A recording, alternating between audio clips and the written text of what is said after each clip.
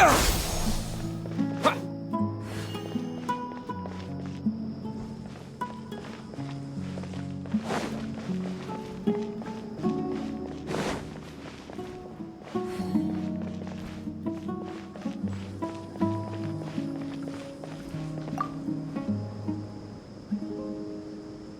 me, did you happen to see where the missing scholars went?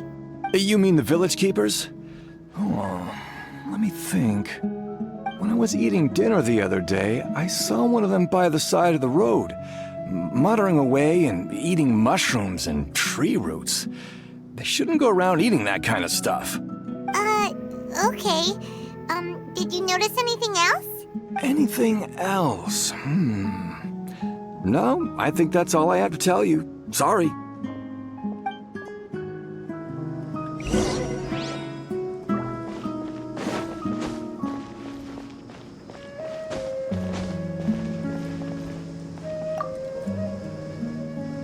The scholars that have gone missing. Have you seen them? Those eyes. Those fierce eyes. You look like a real fighter. Don't change the subject. Right. You were asking about the mad scholars. I think it's been a few days since I last saw them. I usually go to bed pretty early, so I'm not too familiar with what goes on at night. But honestly, I feel quite sympathetic towards them. Even though they act a little strange, they've helped me in the past. If it weren't for them, my house would have collapsed long ago. Do you also think Grandpa and the others are good people? Grandpa? Oh, hello there. It's little Isak. You mean that nice man who looks like your grandpa's long-lost twin, right? He was actually the one who protected my house. I saw it with my own eyes. He happened to be staying near my house that day and was doing something with his hands on the ground. It still feels pretty surreal now that I think back on it. Did someone teach them how to do that? Well, whatever the case, I'll always be thankful to him and whoever taught him to look out for others. I'm pretty sure that if I ever went mad, I wouldn't be able to do anything like that. Gotcha. Thank you.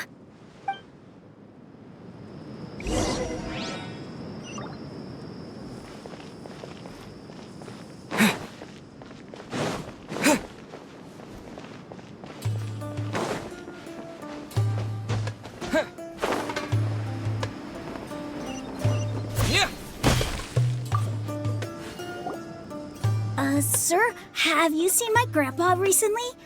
You know, the one who likes to sit and space out near the village entrance. Oh, well, if it isn't Isak. Oh, your grandpa, huh? It's been a while. The last time I saw him, he was spacing out by the road as usual. I went and asked him if he'd like any of the food I had prepared, despite my wife's protests. Like many people, she's really quite terrified of them. And speaking of my wife, she's still always complaining about how I don't make enough mora.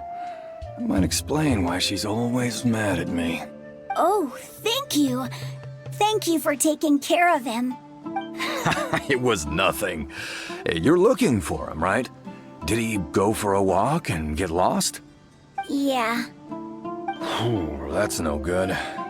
Well, once you found him, come by my place again and I'll cook a little something for the both of you. I've known you since you were very young, so as far as I'm concerned, you're family. Please feel free to come by anytime. Wow, what a nice guy. Okay, thank you, sir. Huh? Don't say anything for now. Isak, stay here. Let's head over there. Stay quiet as you move.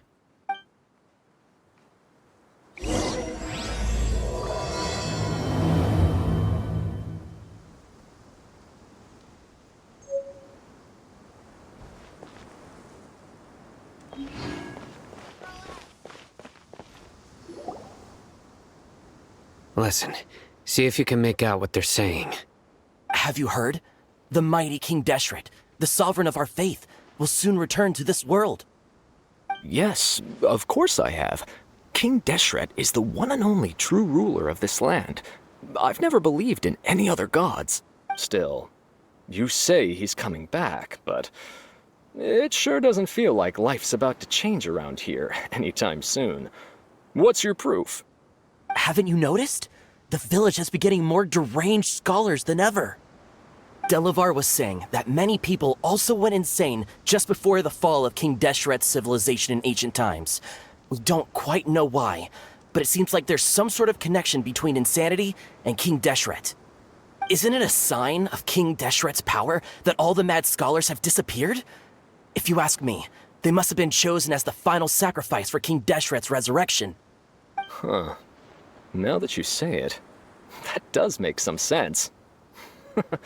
Does this mean our lives are finally going to take a turn for the better? Exactly. Those city folks will get what's coming to them. Now, repeat everything you've just said from the very beginning. Huh?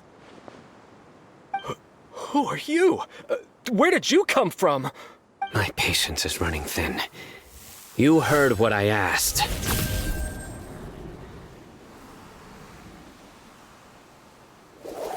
Yeah, bro, this guy's something else.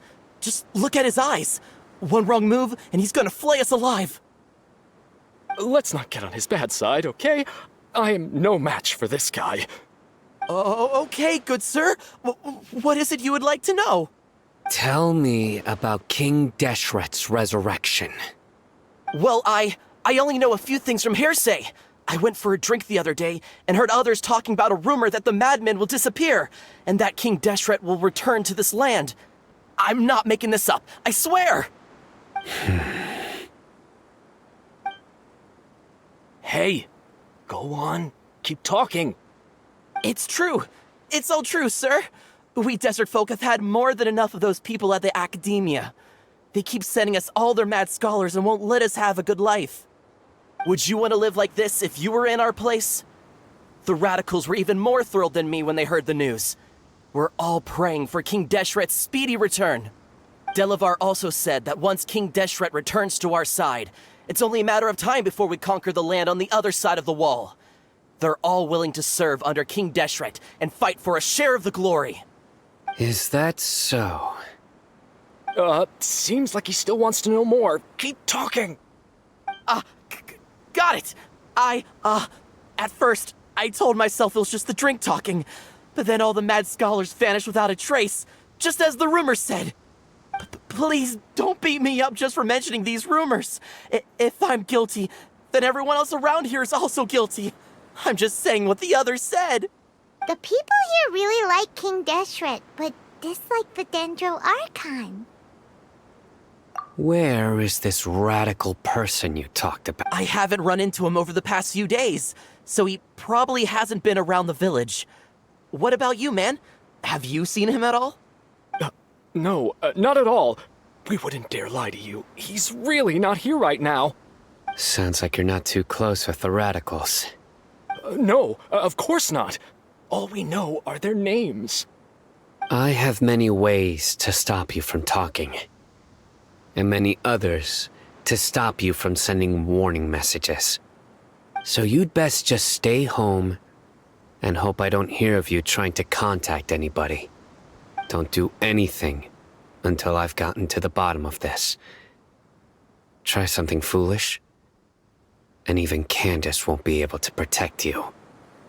Yes, got it. We'll do just as you say. That scared Paimon half to death. Sino is pretty terrifying.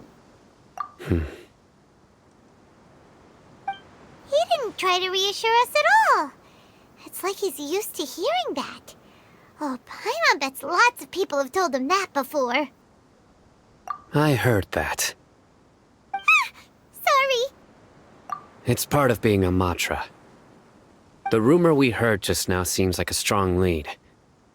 But we need to check a few more places. Very well. Isak! I'm here. Where's your grandpa's house? Well, I can take you there. Just follow me.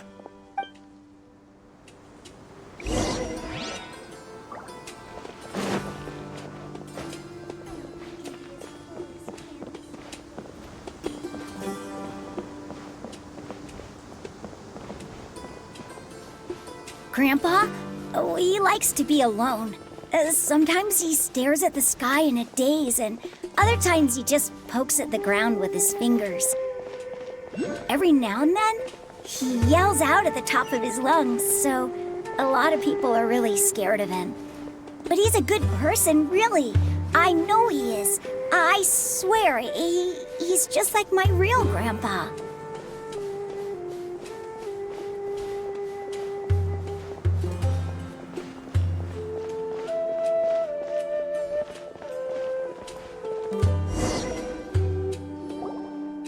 Well, this is where Grandpa usually stays.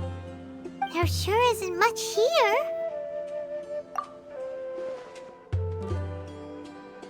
No. Incense? Please don't say it's the same one as before. But are you okay? Are you getting dizzy or need to lie down? There's a scent that you can sense, but I can't. A certain traveler here once passed out from that smell. Thankfully, Tainari saved the day. And then he gave us a long lecture to explain all about how it worked. So, you know Tainari. Huh? You know him too? Are you two friends? Yes. Now that I concentrate, I can also make out the scent of incense. Wait, surely Tainari didn't lecture you too. No. No need. Did you first encounter this scent at Tainari's house? In the forest.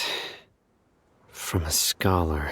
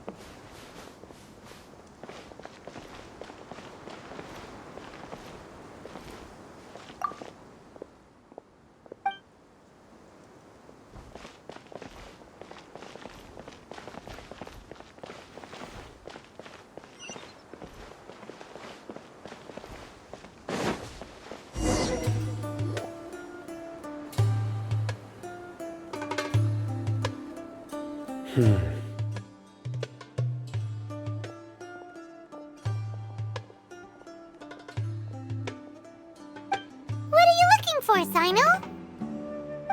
Here it is. Take a look right here.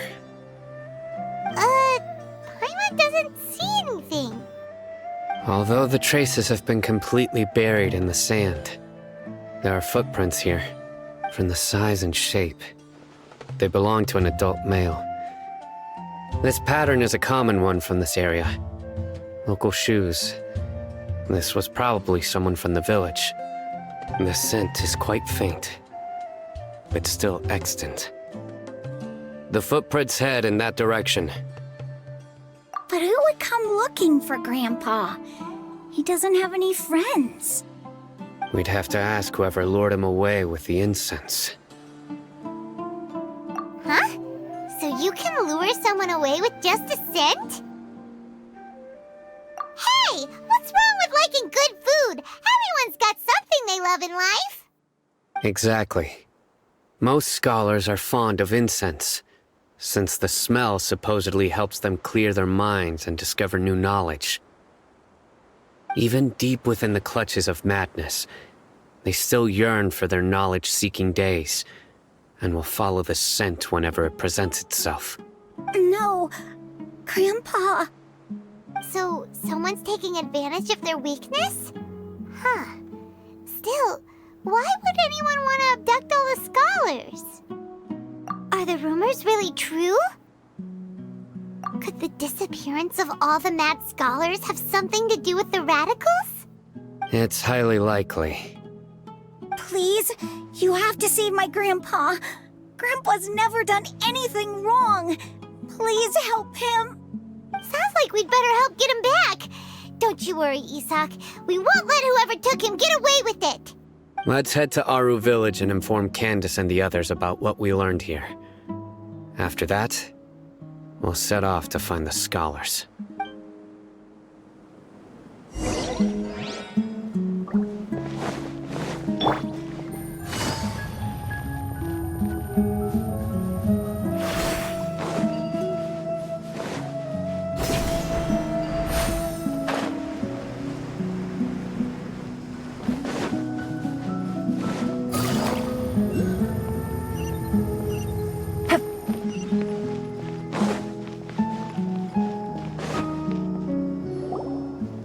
Right. The darker fabric definitely looks a lot better.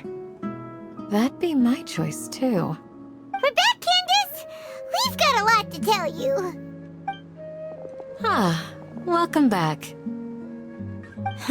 Sounds like everyone's friends already. Oh, Dia's here too! You bet. So, everything goes smoothly? Reasonably. Alhaitham didn't go with you? We haven't seen him at all. Huh. I saw him around the village entrance earlier and figured he was investigating with you. I guess he must have gone off on his own. Did you find out anything useful? I see. So someone used a kind of incense to lead the exiled scholars away from the village.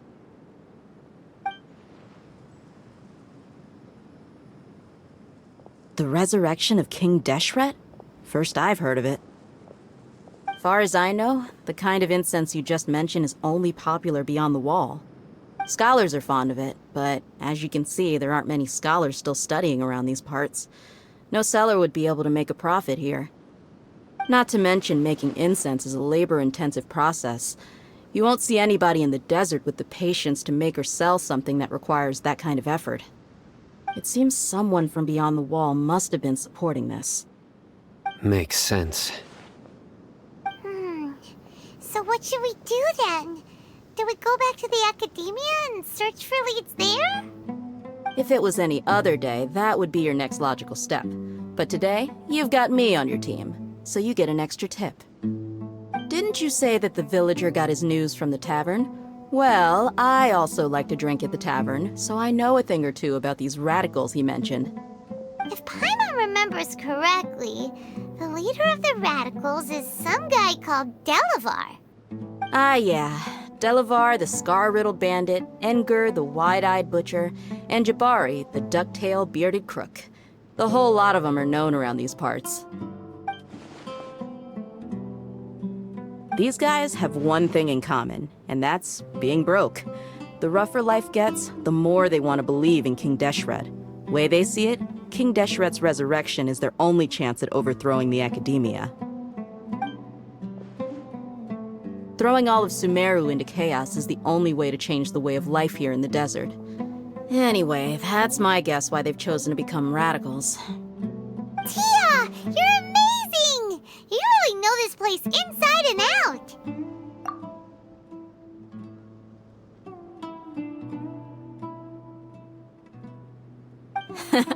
No merc can afford to slack off on gathering intelligence. Every mora I've spent in the tavern has been a valuable investment. Let's head out. Now hold on, you're staying right here, Sino. Why? Aru Village is not a big place. Outsiders stand out here like a sore thumb. I'd bet word about you has already gotten out. The desert is unforgiving, so the way of life here is also a lot tougher than on the outside of the wall. You survive on making connections out here. Compared to you, mercs like me are just third-rate amateurs. I've got no actual fighting skills to speak of.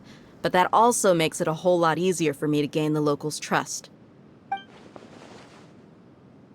I need to go around and ask some questions, but it'll be difficult if you're with me. Fine. Good. Then we've got a plan.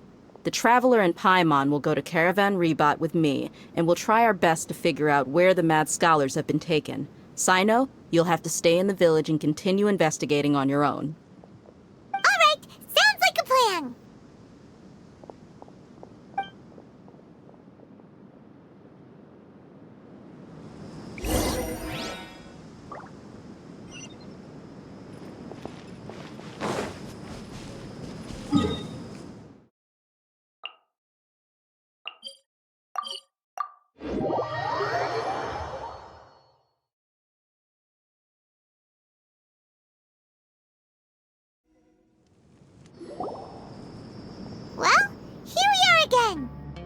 Sounds like you're starting to get familiar with the area.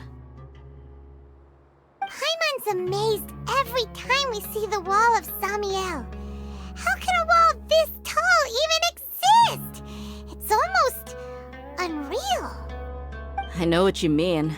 I had the same question every time I walked this way when I was a kid. Also, why is this high wall here? And can a wall really block sandstorms? It was only after I grew up that I realized the wall of Samiel isn't just there to keep out the sandstorms. It serves a more important purpose, keeping out people like us. Sumeru is run by wise and mighty sages. To them, us desert dwellers are nothing but tools that can be used and discarded at their whim. We're cheap labor, like livestock, but easier to control. Nothing more.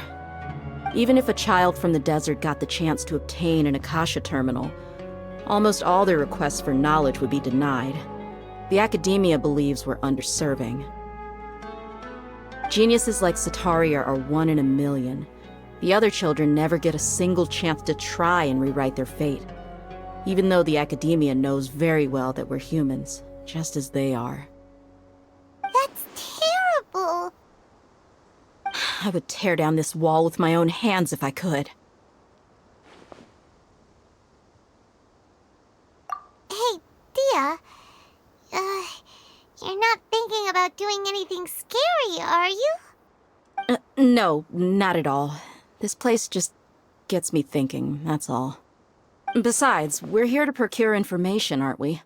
Yep, we gotta catch those... Shh. Caravan Rebot is crawling with people, so be careful what you say. We don't want anyone to find out what we're here for. Our mission started the moment we arrived here. Let's go check out the tavern. Maybe we'll find someone I know.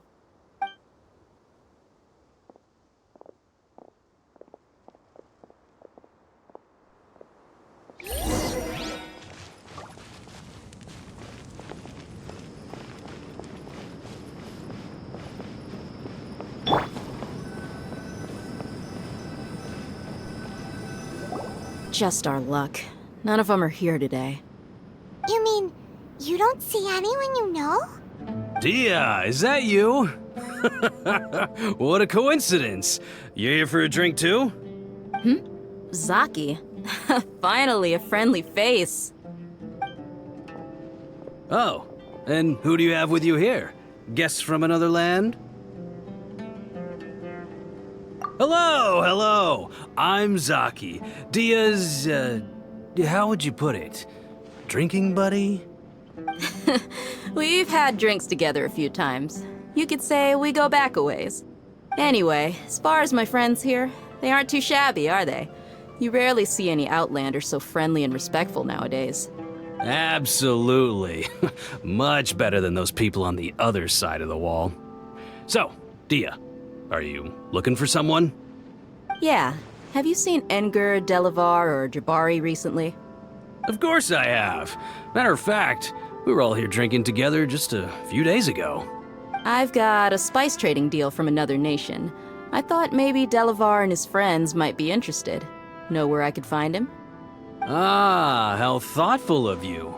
Then I assume you also know that Delavar's been having a hard time making ends meet these days, so you came here to help him out? Hey, keep it down. Let's just say I prefer to keep this deal a secret. Y'all at Caravan Rebot are like family. If there's more to be made, why not do it together? Besides, Delavar and his friends have muscle. They'd be a good fit for escorting the goods. Yes, how considerate of you. Delavar's my friend too, so of course I can take you to him. Come with me.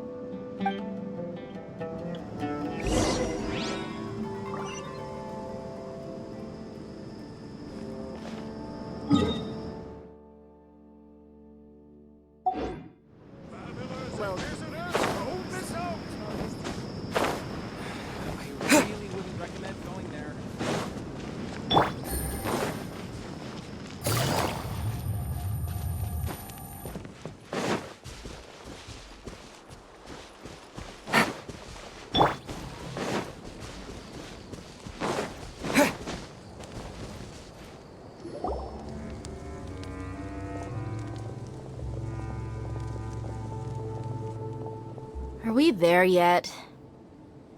Yep, this is the place. This place is practically deserted. What are they doing in a place like this?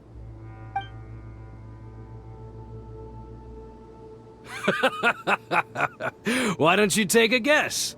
Go on, a wild stab in the dark. You're like lambs to the slaughter. Oh no! It's an ambush! What's this all about, Zaki? Come on, Dia. You really think we didn't hear about what you said back in Aru village? The boys have kept a close eye on you from the moment you set foot there. Not only do I know that you're looking for Delavar, I also know that you've teamed up with people from the Academia to look for the missing scholars. So, you've been watching us from the very beginning? Uh-oh. Paimon knew leaving Sino behind was a mistake! And you left the strongest one in the village, didn't you? Who do you think you are? You really thought we'd fall for your little business deal nonsense? So you and Delavar have been partners all along. Dia, I guess it's only natural for a traveling mercenary like you to be out of the loop. Those of us who hang around the tavern have stronger bonds than you think. But you got one thing right. We're all looking forward to an uprising in Sumeru. There's nothing more we'd like to see than the desert folk overthrowing the Academia. If that's the case, then I'm sure Delavar wouldn't miss a second of it. I'll be honest with you. If it weren't for what you said in the village, your little monologue about the Wall of Samiel would have convinced me that you're one of us. Delavar. And Enger, you're here too, huh? Long time no see, Miss Mercenary. You should have known the traitors are what us followers of King Deshret despise the most. Dia, I thought that you, a fellow desert dweller, would understand why King Deshret is greater than the Dendro Archon. Little did I know, you don't deserve to join us. Yeah, gee, what a missed opportunity. Adopting radical views and kidnapping innocent scholars, all because of some baseless rumors.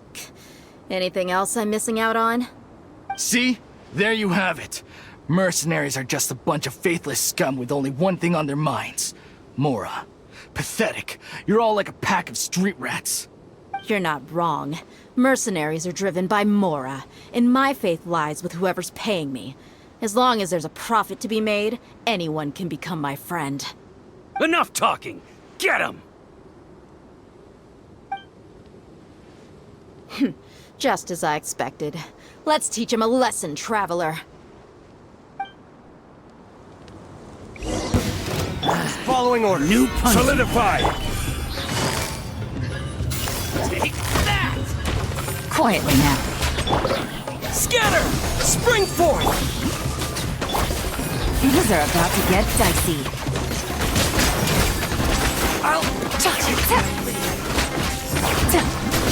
I'll take my... Impossible! How could you? So, what do you think about your meticulous network now, Zaki? How did you say it? It's only natural for a traveling mercenary like me to be out of the loop. I'm guessing your informant told you that I'm just an incompetent merc with no real fighting skills, correct? I mean, that is what I said after all. And of course you would believe everything he reported. The only thing you know about me is that I'm a mercenary, but you've never seen me in action. Even though you heard we went to handle monsters together, you believed that Candace was the only one doing all the real fighting. That so-called Flame Mane is just a fraud. She admitted it herself. She just uses her connections to gain the trust of others. That's what you thought, right? Ugh. You lied in the village because you figured that we'd have people watching you. And you were stupid enough to fall for it. I figured as much the first time we drank together. You all thought you were so smart. Pathetic. Okay, that should be all of them. Whoa! So you've been planning this since we were in Aru Village? No task can be done without preparation. I just happened to notice a couple suspicious-looking people while you were out investigating.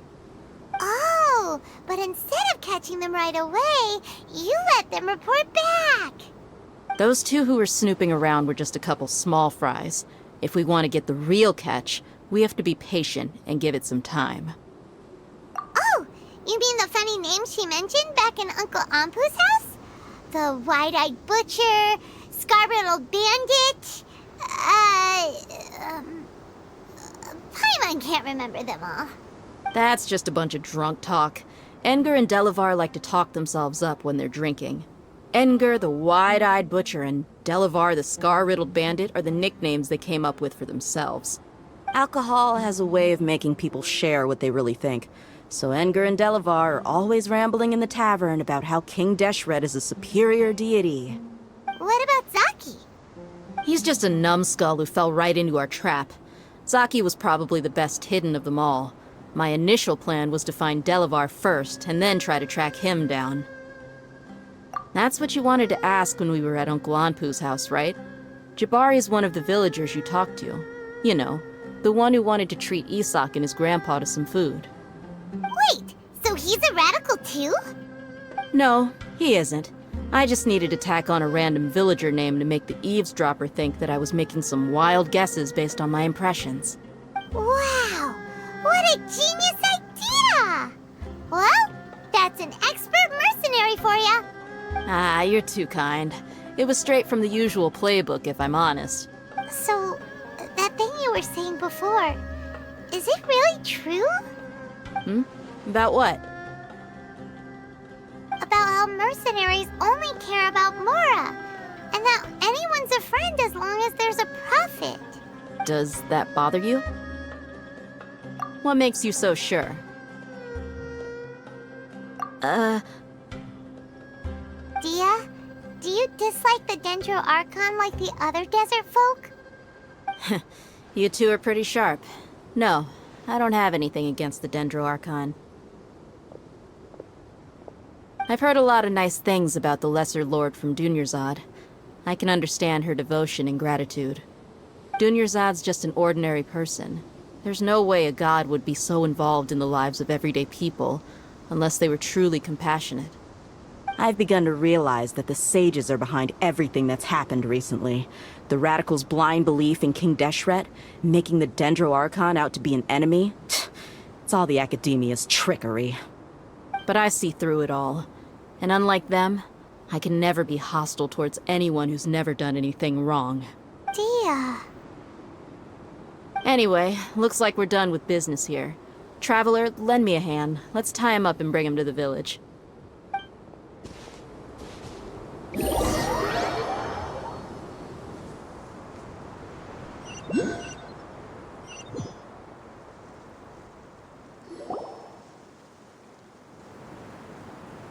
This should be all of them. I'll let you take it from here. All right. I'll be in touch. Until then, please stand by. Candace, do you need any help? Candace will be okay on her own. I trust her, so you can too. She's been guarding Aru village for quite some time now. If anyone is qualified to question the offenders, it's her. While I'm questioning them, why don't you pass some time by exploring the area? I'll meet you back here tomorrow morning, Traveler. As for these idiots, let's just hope they live to see another day.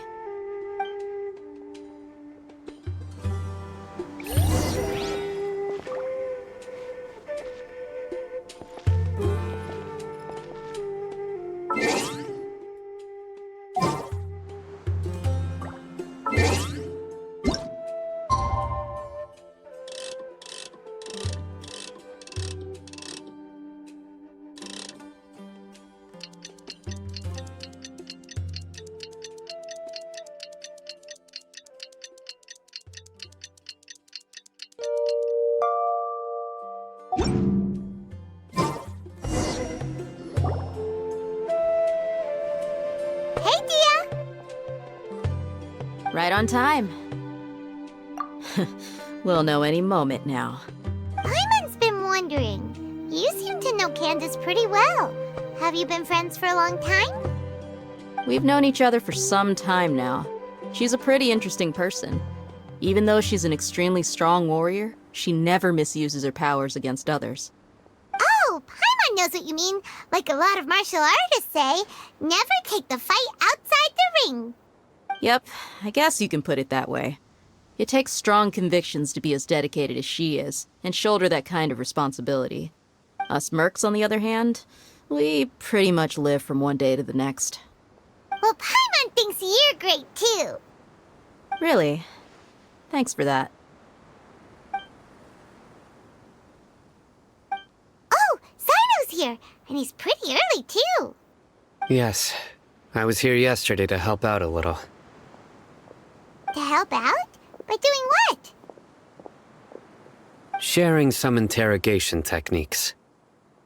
Oh, you mean you taught Candace some more persuasive methods? Right. Come on in, everyone. Come on, let's go inside.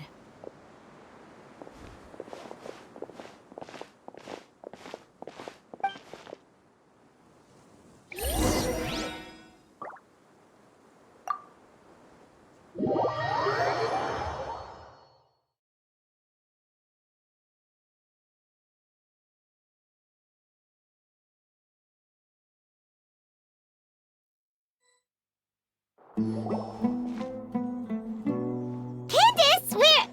Whoa, you look furious. Do I? Huh. What gave it away? Oh, there's no mask that can hide true bloodlust.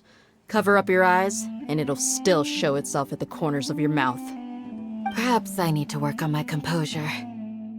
Still, it's perfectly understandable why I'm angry. I'm sure everyone present would agree. Yes, ma'am. Please, don't beat us anymore. We're gonna die. Well, looks like Sino taught her well.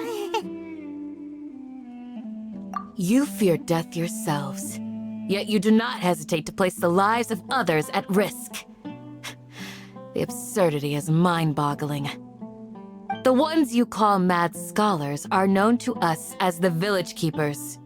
They are vital members of our community, and some even count them as family. You come here to my village, and you treat my people as nothing more than stepping stones towards your goal. Tell me, what would you do to you in my position? Mercy!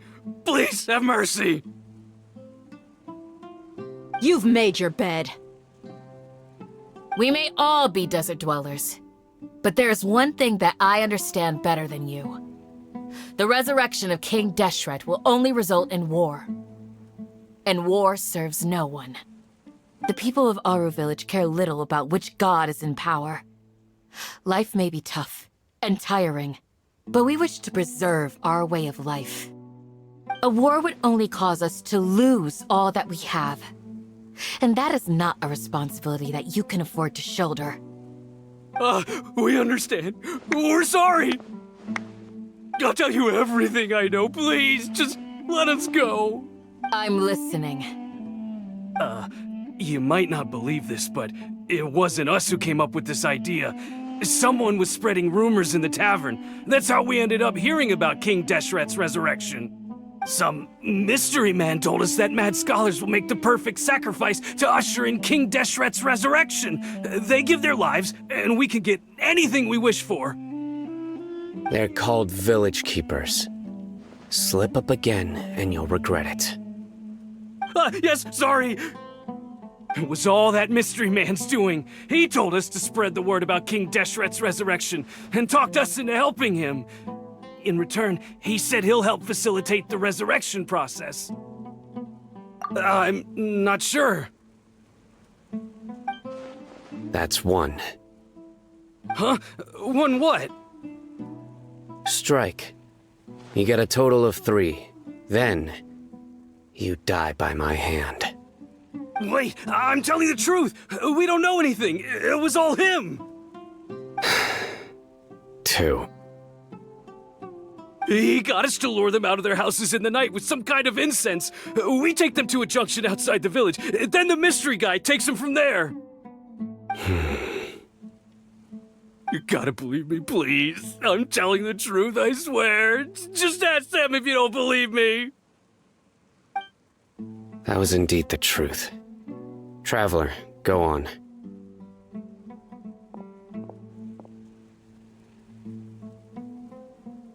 You have to believe me. If I knew that, I would have told you his name right away. I'm not risking another beating to keep his secrets. No way. That guy, he wears a cloak, and he's always careful to cover his face. He calls himself King Deshret's envoy. I believe I may know what's going on. Uncle Anpu? What do you mean?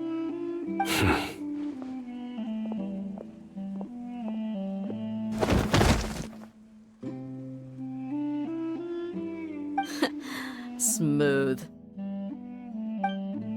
Okay, speak. If my suspicions are correct, this mystery man they speak of could be from the Academia. Some time ago, people from the Academia attempted to take the village keepers away. I refused, insisting that they are part of our community. It strikes me now that this secretive character shares the same goal they had. Which means it's highly likely that the Academia was purposely spreading a false rumor to trick the radicals into delivering the village keepers right into their hands. They were the ones who brought them here to begin with. Now they're trying to take them back? We aren't gonna let that happen. Not the Academia again. Just as I thought. But what could they want with the village keepers?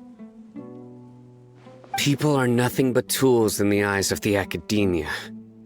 A change in their plans likely means they found another way to exploit the scholars. Regardless, our top priority now is locating the village keepers. You're right. Isak is still waiting for news on his grandpa. Time to go. Let's leave the village and try to track them down. Yes. Pack up and get ready to leave. You got it. Candace, I'll let you deal with the radicals. Leave everything outside the village to us. All right. Let's meet back here once everyone's ready.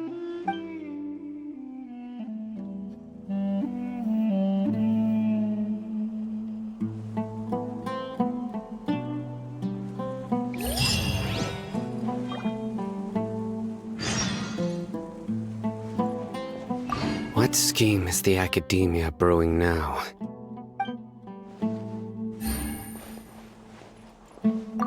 You look worried. Thinking about the village keepers? Yes. I'd look for them myself if I could. As members of our village, each one of them is very important to me. You have a strong sense of belonging here. I guess I'm the opposite.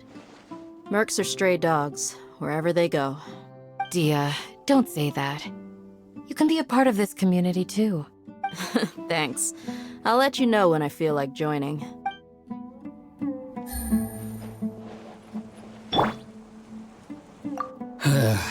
I just hope everyone's all right.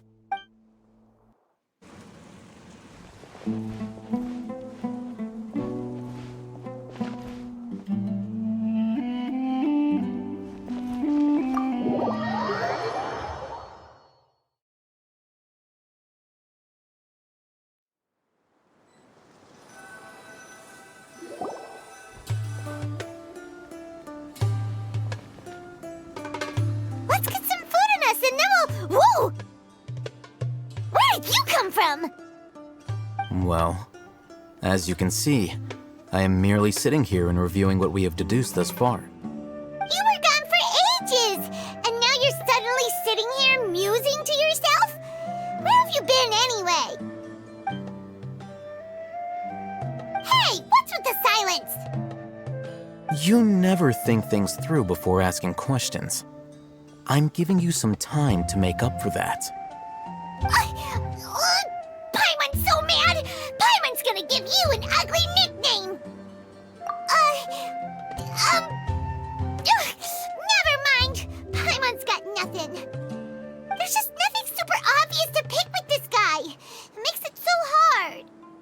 Well, you've heard nothing to suggest I left this whole time, so clearly I stayed in the village to investigate. Anyway, you plan to leave Aru Village and keep searching for the truth of this matter, yes? Yep. We're not gonna find out anything more by staying here, so we thought that we might as well take the search elsewhere. Enough with the silent treatment! No. I'm just surprised that you decided to team up with him. Alhaitham, you haven't helped us out at all ever since we arrived at Aru Village. Bold of you to question our choices. Yeah, you're all talk! While you were investigating, I had my own work to do, which I've now finished. Really? Paimon doesn't believe you. To be honest, we aren't really a team, so I have no obligation to inform you of my whereabouts. Not to mention that going separate ways allowed me to find some important information that you all had missed. Huh? Right here in the village? Correct. What did you learn? I'm going to take you to someone. But before that, you need to understand where she's coming from.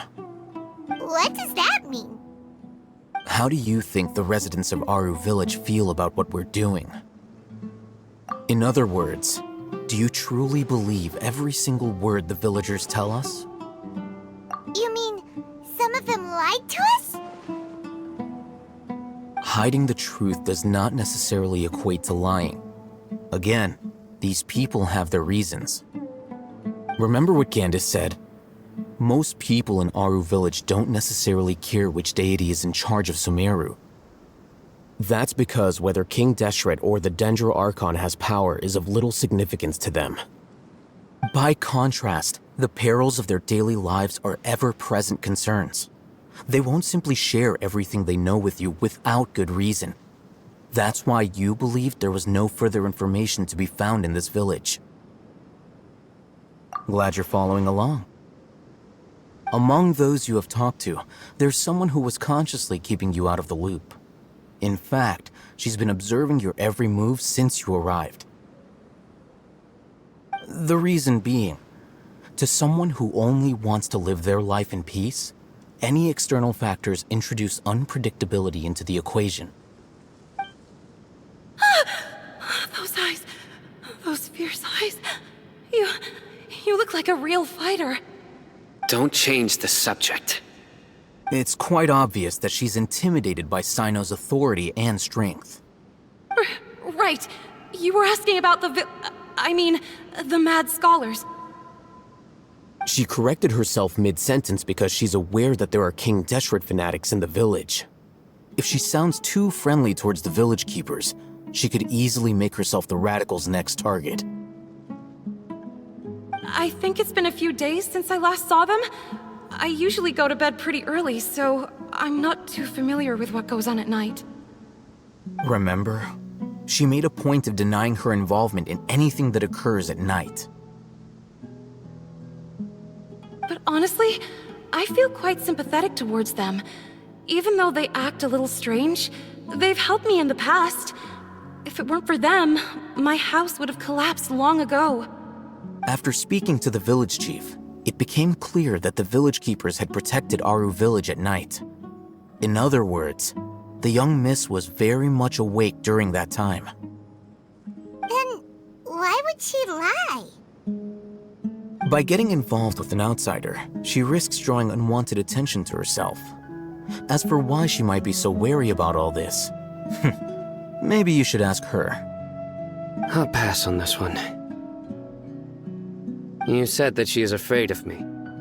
If so, it's best if I stay out of this. We're on it!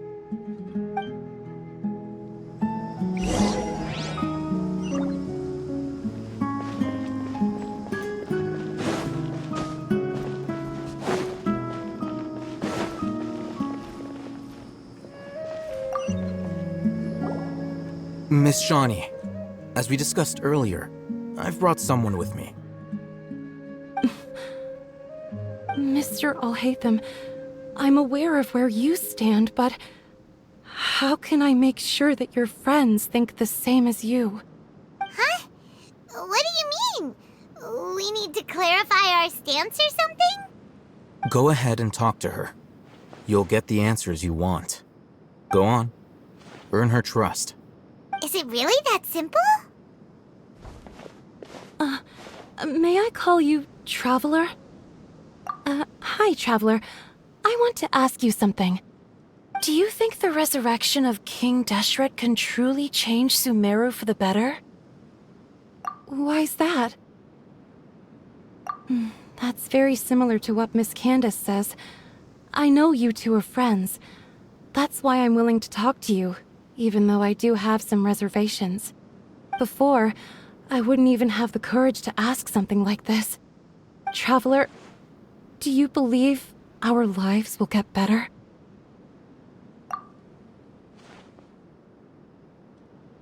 Yeah!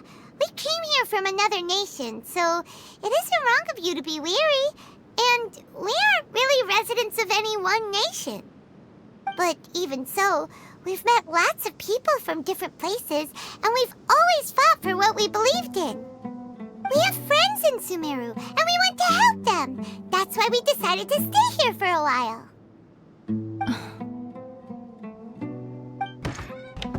I want to trust you. My apologies for posing my questions like that. To be honest, I didn't expect you to come back for more information.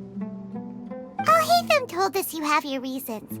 It's okay. We understand. The fact is that only one side of my family is desert folk. I don't really fit in anywhere in Sumeru. Some believe in the Dendro Archon, while others believe in King Deshret. I don't belong to either side, and neither side would want me. Speaking of which, the radicals mentioned that they despise traitors. Do they just think that anyone who's different from them is a traitor? Yeah. Some people can be so narrow-minded when it comes to bloodline and beliefs. It makes no difference what I say or how I behave. I'll always be suspected of having ulterior motives. Slowly, I just stopped talking to people. I pretended not to hear or see anything. All I want is to live my life in peace. And then it happened. The village keepers who had helped me disappeared with no explanation, and I didn't dare breathe a word about it to anyone. Until now. You can tell them. I'm sure he'll keep your secret. All right. I'll tell you what I told Al-Haytham. I actually have a sharper sense of hearing than most. Sometimes, I hear strange crying sounds in the night. There are ghosts? Perhaps. I'm not sure. It's faint, but it's definitely the sound of crying. It comes from far away in the distance, and always carries very raw emotion. It used to be louder and more frequent, but ever since you arrived in the village, it doesn't seem to happen as often, and when it does, it's much quieter. I have to focus really hard to make it out. I confirmed this with the guards on night duty. They also have someone with a good ear, and he's heard similar sounds at night. But, because we're in the middle of a desert, he would rather believe that they are the cries of beasts than ghosts. There's really nothing around these parts, except for an old hospital not far from the village. I think they used to use it for treating Elazar, but it's been abandoned for years. Yeah, let's go!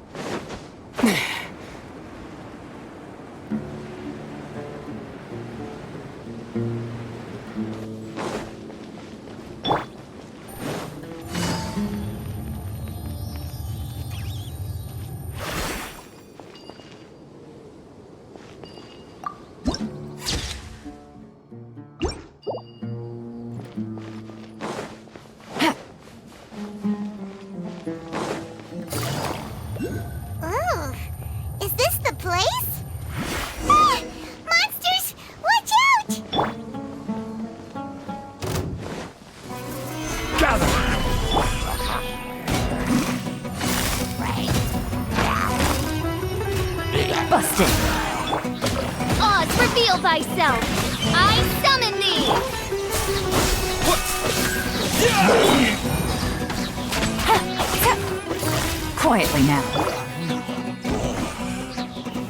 Stabilize!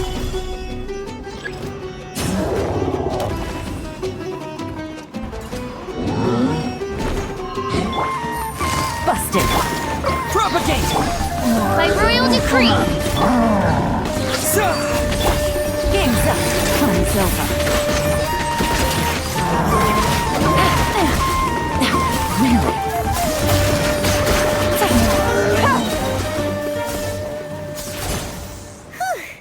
They were easier to deal with than Paimon had expected. Super strong bandits?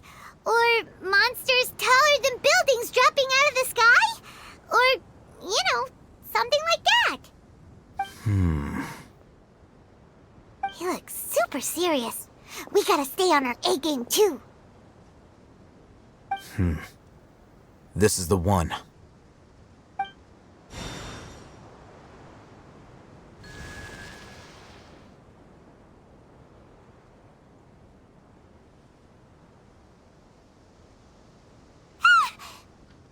Let's go in and take a look.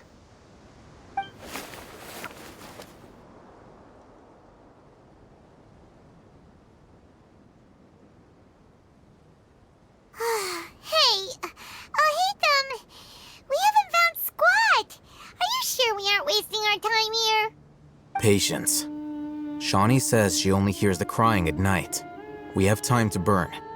Until then,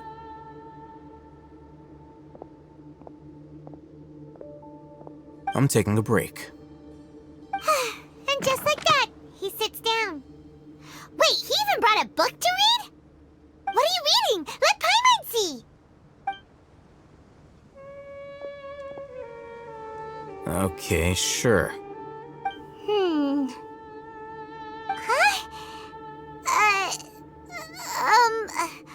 The natural position, which is the positional propensity of an entity in natural motion, in contrast with an object in forced motion? Huh? When free from external influences, every entity displays the tendency to follow its natural trajectory? So, you got that? Oh, Paimon gives up. You keep reading your book. See ya! How is he so relaxed? Look at him, reading an impossible book in a creepy place like this.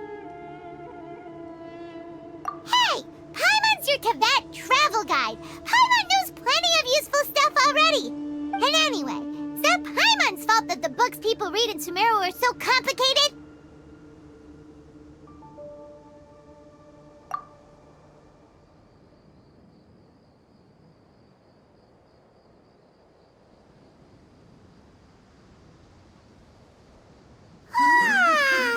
Paimon's getting so sleepy. Huh? What was that sound? There it is. It's coming from that direction.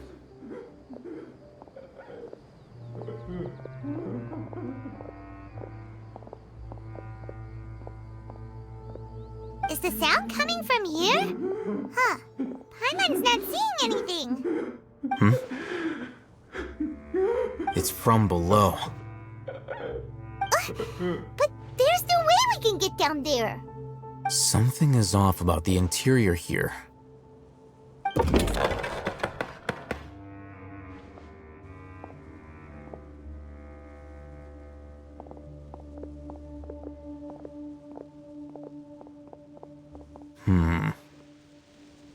As I thought, there's a hidden structure. Wow. It's like they tucked another hospital into this one. Oh, it looks like there are other mechanisms around here. Let's keep exploring.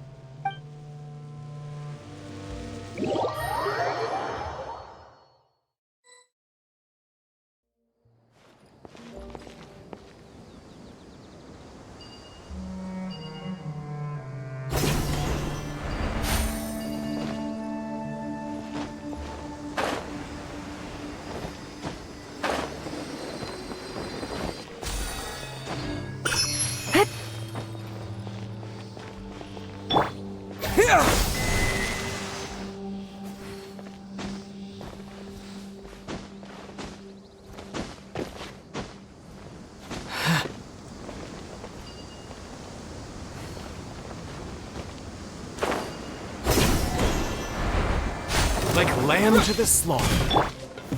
Gather! Gotcha.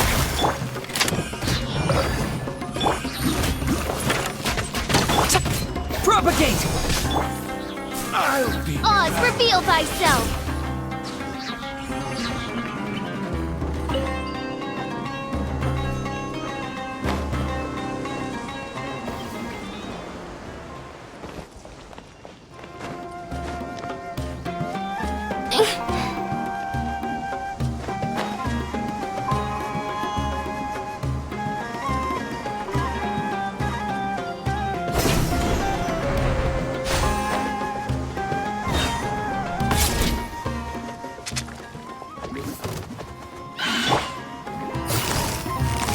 Quietly now. This is order.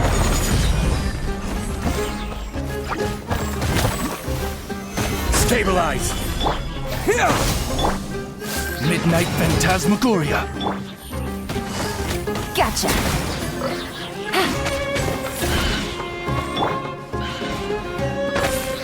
Solidify.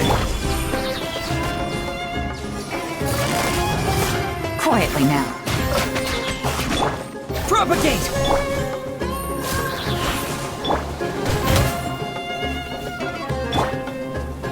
By royal decree!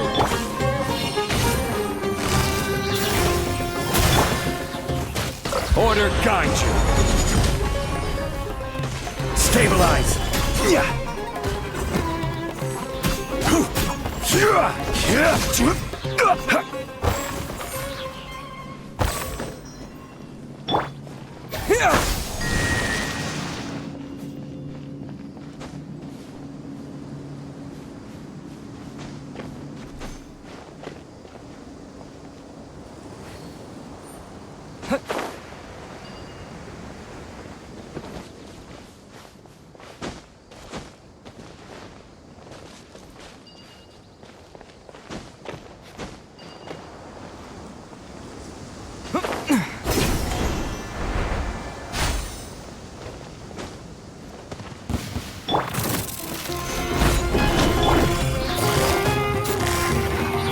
Gotcha. Oz, reveal thyself! Propagate!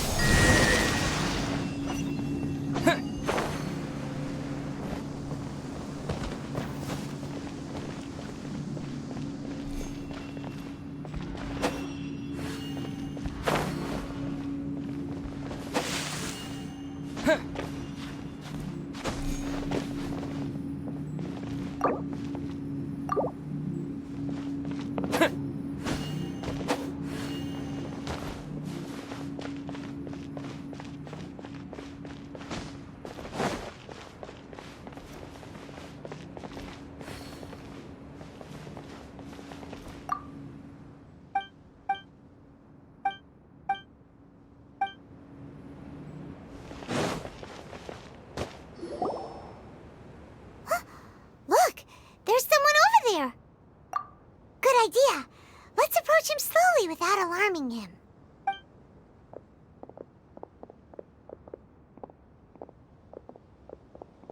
Wait.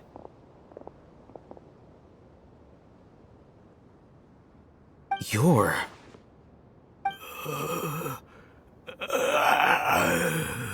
He can't speak, and his eyes are unfocused.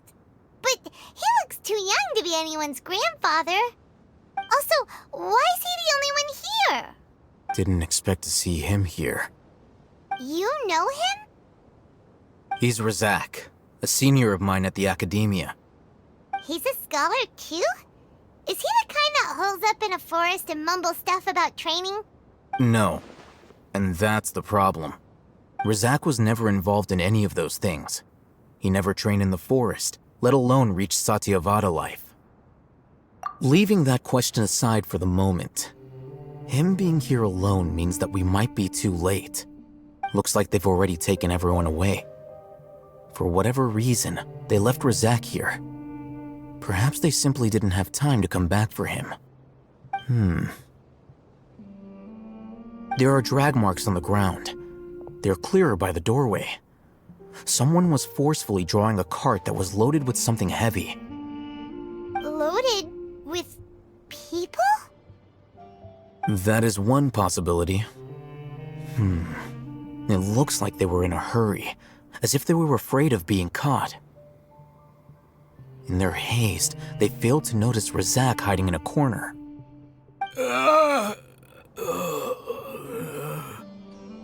The symptoms are identical. Looks like we found living proof. Huh? Why do you say that? Allow me to jog your memory. Recall your time at Port Ormos. Don't you think his symptoms look familiar?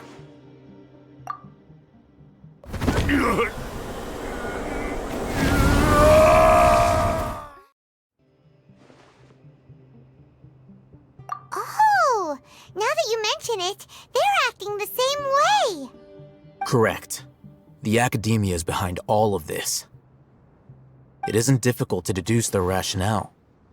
First, the Academia spread a false rumor of King Deshret's resurrection, emphasizing the role of the village keepers, the mad scholars who were exiled to Aru village. These rumors were all the persuasion that the radicals needed, and those based in Aru village leapt into action.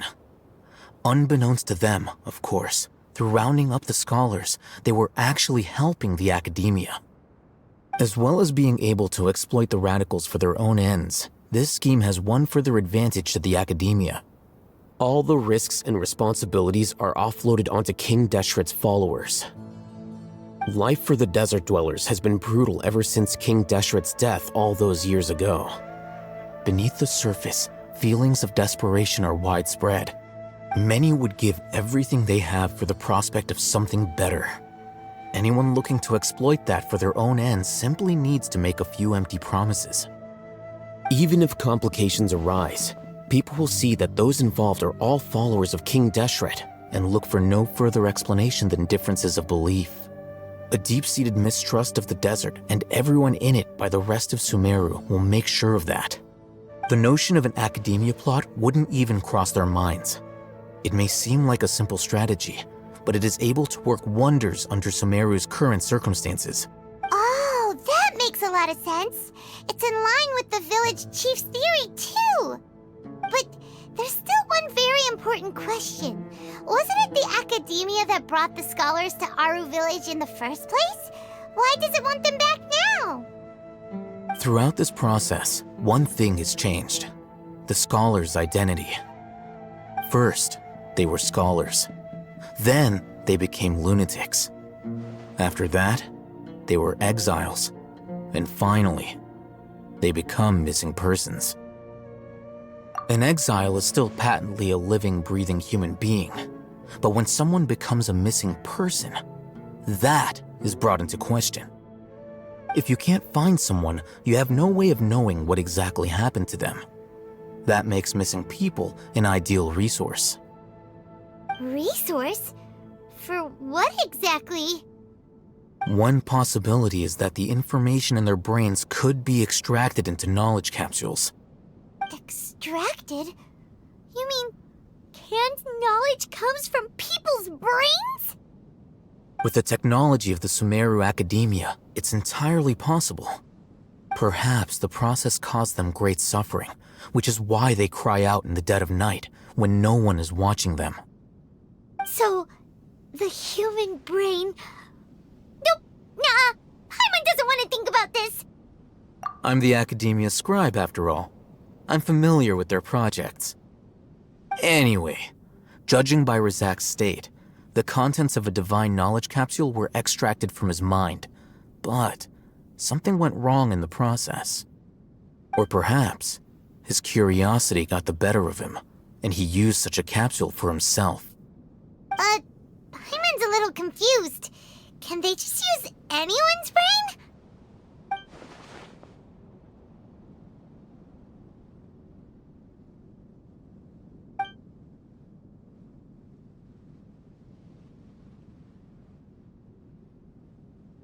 The look on your face tells me you've realized the answer. That's right. To some scholars, gaining knowledge about the gods is their entire life's pursuit. Extracting canned knowledge is just one of the extreme measures they turn to. However, I can't help but wonder, what do they seek to gain from divine knowledge? The academia is going out of their way to look for forbidden knowledge, but what is their ultimate goal? I've spent quite some time trying to analyze the contents of the divine knowledge capsule, but to no avail. It seems like my way of thinking is too different from theirs. You mean you're not even slightly interested in getting your hands on this forbidden stuff? All scholars seek to expand the horizons of knowledge, but I'm not particularly interested in gods, so I don't share their degree of zealotry. Extracting information from people as if they were lifeless objects? If this is the direction of academic progress, then the academia may as well shut its doors. Sounds like you're really against all this. Of course. The academia's actions run contrary to their rules. Whether it be academics or knowledge, everything has its boundaries. If those lines are crossed, the rules and order that govern everything in the world will be destroyed. This matter needs to be corrected, just like fixing a typo in a book. Wait, didn't you step in to help because you felt sympathy for those poor people? Not to be callous, but no. My criteria are a little more restrictive than that. There is no shortage of suffering in Sumeru, and the same can be said for the rest of Teyvat as well. What do you plan to do about that? Save every last person? Probably not. Paimon's not sure. You can say that. Simply put, I don't blindly place my faith into strength or heroism. I do what I want. The divine knowledge capsule is something I want to investigate in full. That doesn't mean I'm willing to take action for the sake of a few strangers.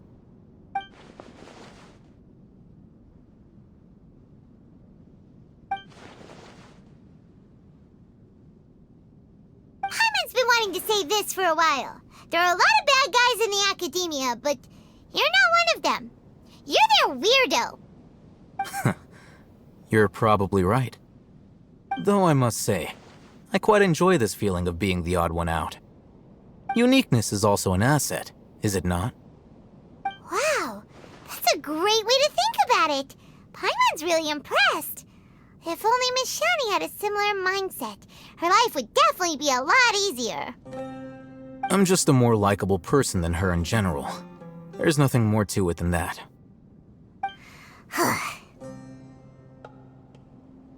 He won't last long if we leave him here. Let's take him with us. We'll work out our next step after we return to Aru Village.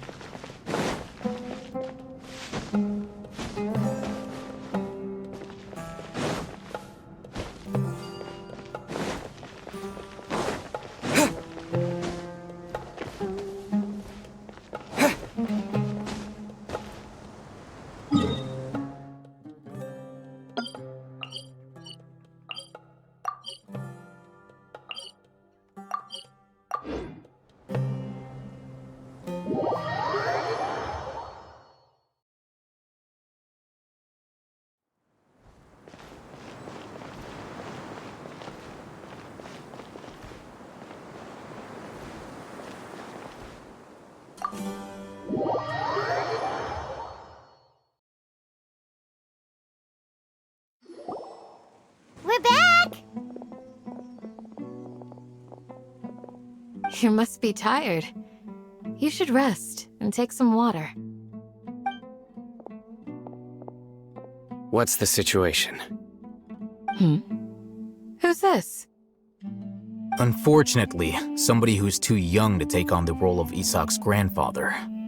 Nevertheless, he's one of the people we're trying to find.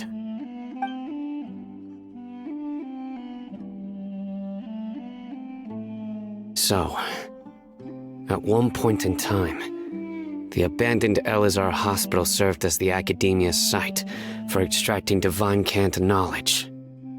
Yep, pretty much. Their plan must have been implemented at some point before we arrived at Aru Village, since divine cant knowledge has been in circulation for a while now.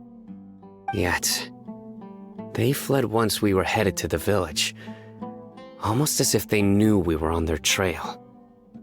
Why is that? Yeah, why is that? We may have a mole in our midst. One of us could be secretly revealing our whereabouts to the Academia. Huh? Are our friendships that shallow? Looks like none of you have realized wherein lies the issue. Sino, you're the reason why they can predict our movements. Wait, what's that supposed to mean? Choose your next words very carefully. It is simply a logical inference. I have my reasons. So what you're saying is, Sino's the mole. Interesting. And here I thought you were the most suspicious one, Alhaitham, since you were always acting alone. I know. You have a point, but I realized something as we were returning from the hospital. Sino isn't like any of us. What are you trying to say? Do you still remember who you are, General Mahamatra? As a Matra, you are no doubt privy to certain kinds of information. Before you can take action against someone, you are required to have all the facts available, including the less than savory details. Simply put, the Academia has traditionally allowed you access to a wealth of sensitive information. Knowing their modus operandi, wouldn't you expect them to take precautions against you? If you want to raise a vicious wolf, you need to make sure that you can avoid its bite. The Academia is monitoring me? It's not that simple. The Academia has eyes all over Sumeru, but they have a special protocol for dealing with you. Every so often comes a Nyagarbaha Day. On this day, the Academia enters new information into the Akasha through knowledge capsules. I remember seeing a thick notebook next to the control panel once. Its contents were all about the General Mahamatra, his activities throughout the day, preferred methods of enacting judgment, everything. You're saying that the Academia entered my information into the Akasha too? But what's the point in doing that? My actions aren't important enough to be added into the Akasha. The Akasha is capable of computation. The Akasha's algorithms are entirely capable of predicting your movements using the data entered. When you would depart, the route you would follow, your destination. It knew all of this. It predicted my every move. The Academia has been watching you longer than you think. However, the fact that you resigned is proof that their suspicions were well-founded. So that's how it is. Sino adheres to his principles so strongly that he's actually a thorn in their side. Tenacity of will and steadfast faith are worthless to the Academia. They need scholars who are easily pliable and mindlessly go after anything they can profit from. Sino, don't take it to heart. This just proves how much of a trustworthy ally you are. They escaped because of me. Don't blame yourself. It's not like any of us would have known. I have an idea. If they predicted my movements, then I might be able to guess where they went. Whoa, you bounced back fast. There is always an opportunity for safety after danger passes. Oh, so that's how it is! Paimon gets it now! If the Academia is trying to avoid Sino, then the safest place would be...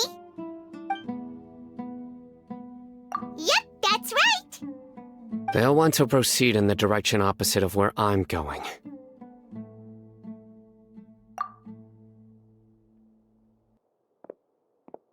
I must go. There's also something I want to investigate.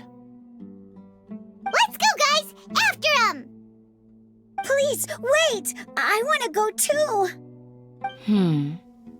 You want to go too? If so, you have to promise you'll stay safe. I want to find Grandpa. I promise I'll be careful and not cause any trouble. Everyone, I leave him in your hands. Yay! Let's go! Remember to pack some food with you! Paimon feels like we're missing someone, though.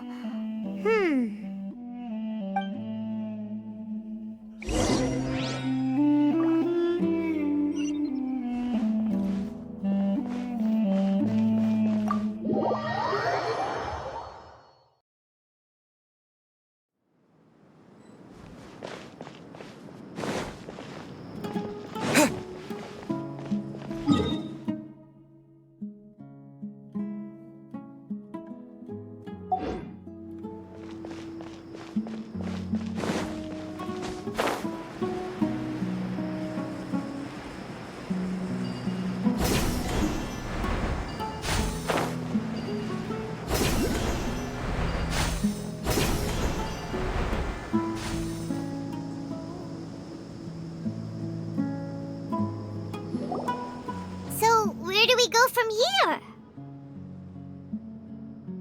Yes. After leaving the village, we should head straight toward the desert.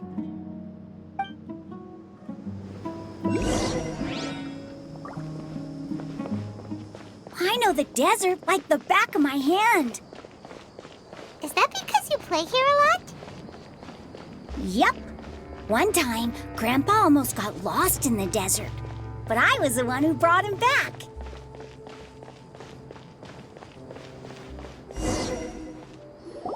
There's something here. What's this? It's buried in the sand. Looks like we'll need to roll up our sleeves and do some work. And Paimon thought running around everywhere was already enough work. Okay. So, we have to dig it out?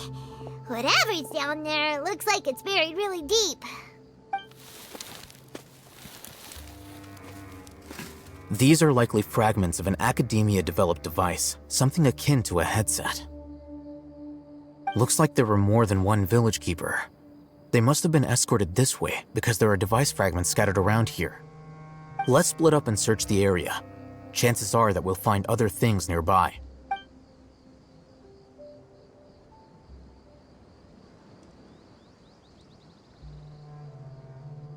Is this what we're searching for? It looks kind of scary.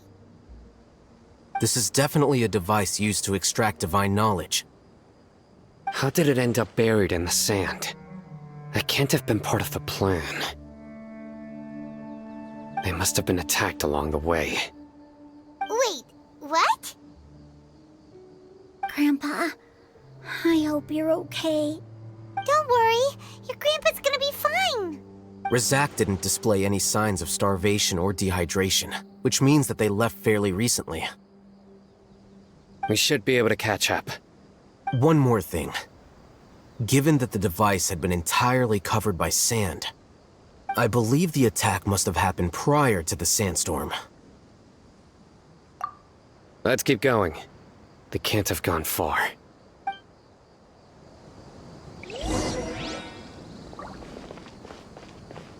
Ugh, but running on sand is so tiring. But you're flying, aren't you, Paimon? Is flying over sand tiring too? Ugh, of course it is!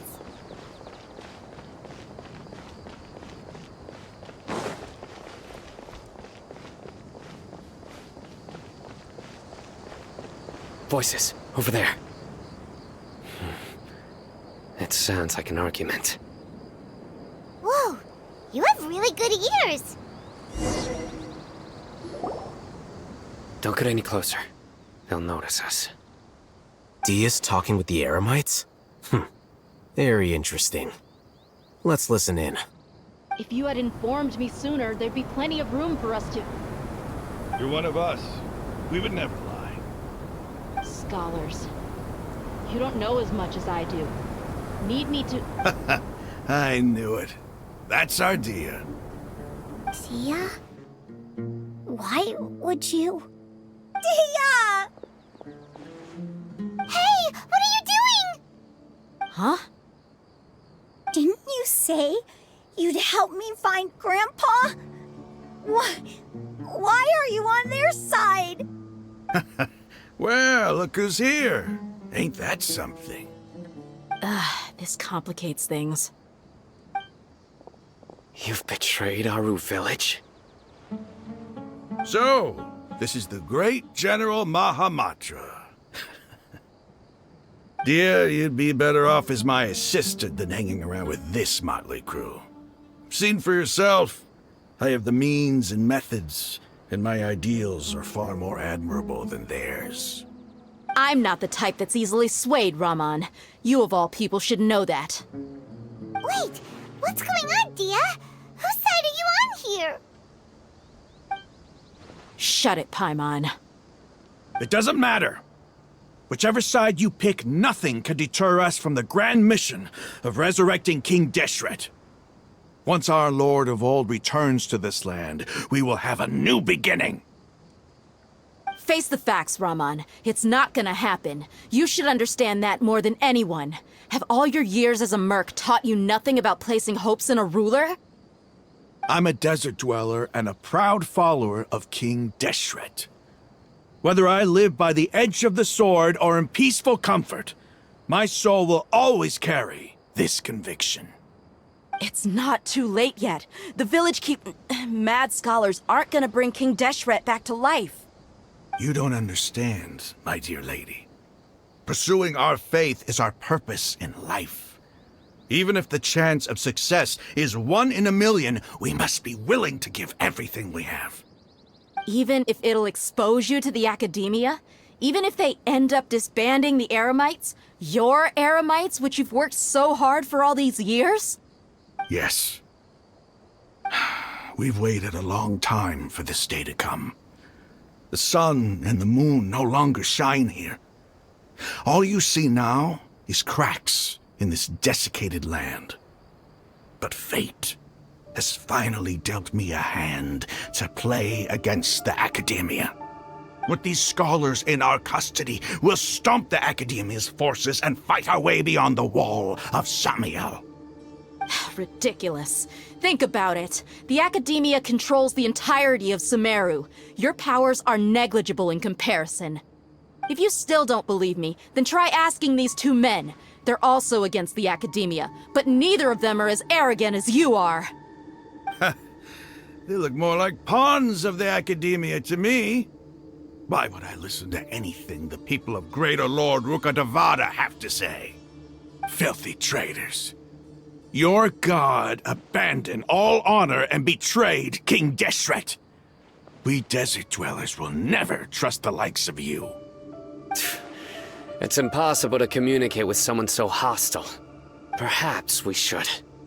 Do you really believe that by kidnapping the scholars, you'll be able to negotiate with the Academia? These people have no value as bargaining chips, but I could be persuaded to take their place as your next hostage. These scholars were exiled from the Academia.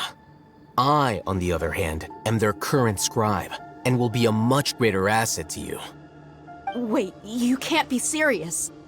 So, you want to trade places with the hostages, do you? Precisely. Any wise person would gladly accept my offer. What are you thinking? What if they decide to kill you instead? Well, that would be bad luck for me. However, I'd get the chance to observe the scholars, perhaps even find out the truth.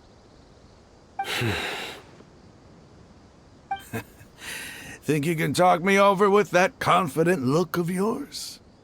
I'm not trying to persuade you. I'm using this as a means of joining forces against the Academia. You are the scribe.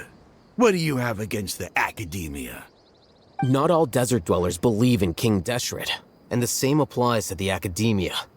Why must all knowledge seekers approve of the Academia's way of doing things? You Academia scum!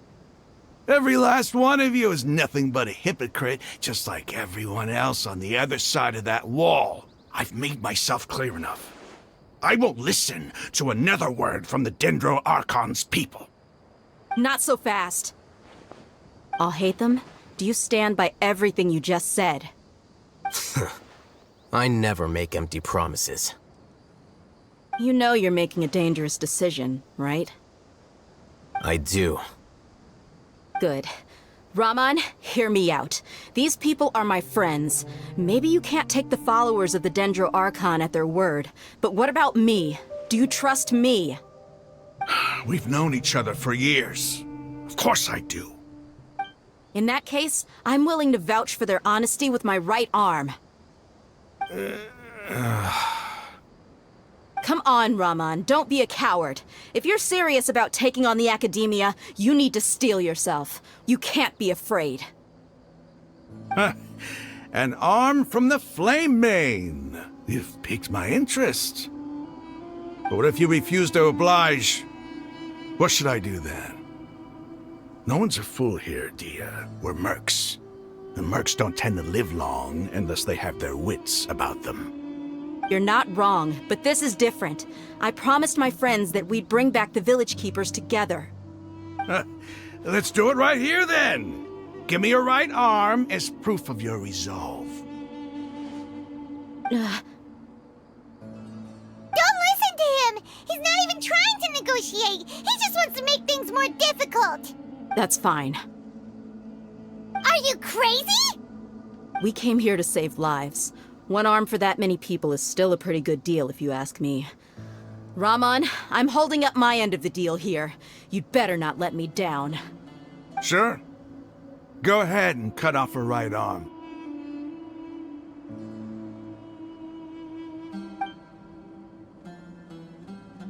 No! Dia! What are you gonna do? Think of something! You don't have to go this far. That's not for you to decide. Do it! Dia! Run!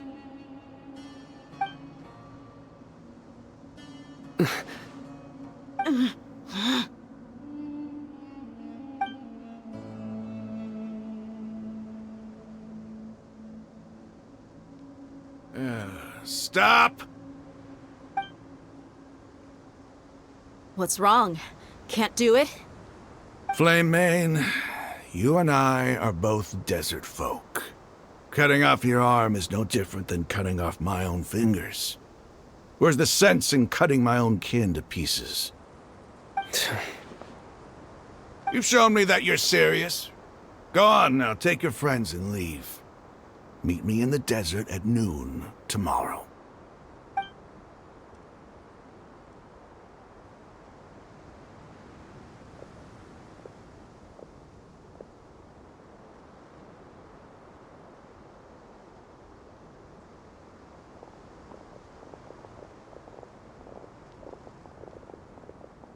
Phew.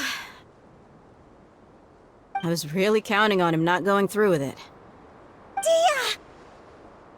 That was crazy! Have you all lost your minds? What if he'd actually cut your arm off? Then I just have to hold my claymore with my left arm. Okay, I'm sorry. But sometimes when you're out on a limb, you gotta double down to seal the deal, you know? Don't ever make a promise like that again. I can deal with the likes of them. If it came down to it, you would not lose to them either. I don't doubt it, Sino. But this is about more than me and them. There's a lot more where they came from. Even if we got rid of one bunch of radicals, there are others out there. Wiping them out would do more harm than good. As you wish. I'm sorry, Dia. I should have stayed put and listened. I should have trusted you. It's okay. I promised you I'd help find your grandpa, so I'll do whatever it takes. Whatever it takes? You just might be scholar material. Huh? Are you serious? The Eremites once said that I was a lunatic. Perhaps a little madness is essential to be successful in research. Why does it feel like he's using his praise for me as an excuse to brag about himself? Okay, let's get moving. We should head back to the village and rest up. Today was just a trial run. Noon tomorrow is gonna be the hard part.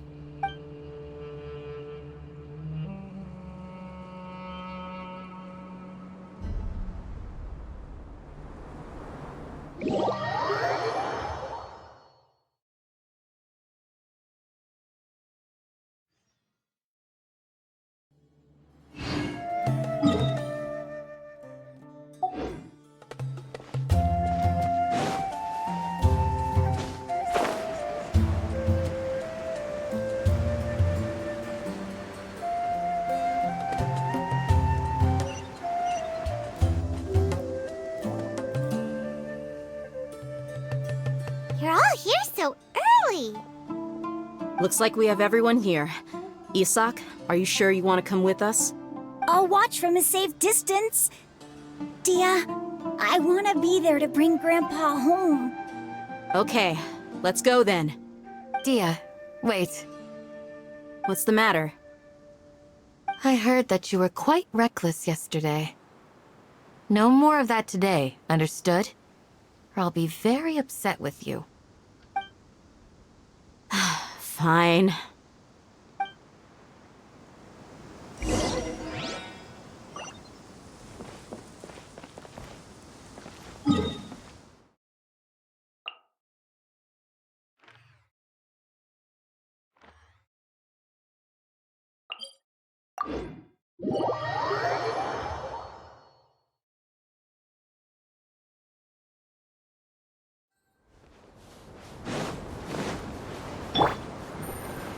Take it easy.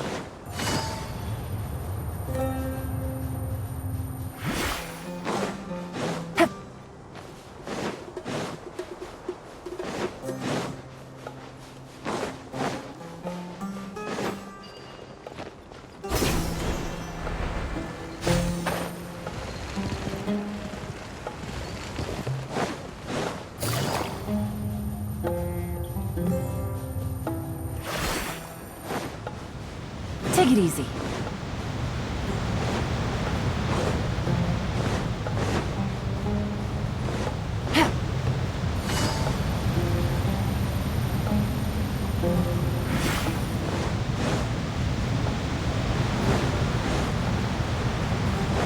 Take it easy.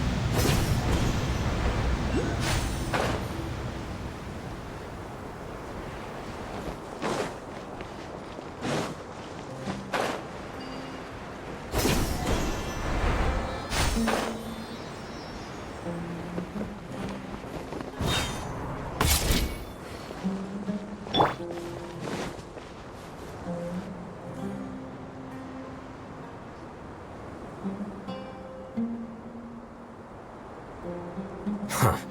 They got here before us. Uh-oh. Is it because Paimon overslept by 5 minutes and held everyone up? Is everything ready? Absolutely. Although, you brought fewer people than I imagined. Bring him over. Grandpa! Why is there only one of them? Rahman, I've always thought of you as a man of his word. What's this about? It's a one-for-one exchange. Sounds fair, don't you think? And let me put it this way. Agreeing to any kind of deal with the Dendro Archon's people is already a huge compromise on my part. Don't you think you've asked enough?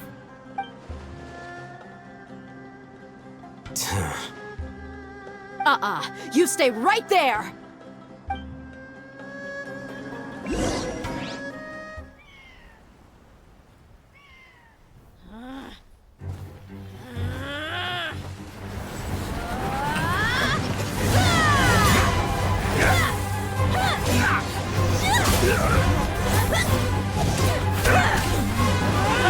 Playmate! What do you think you're doing? Grandpa! Don't you see this blade here? You coward! Why are your hands shaking? Wait a second! It's a earthquake!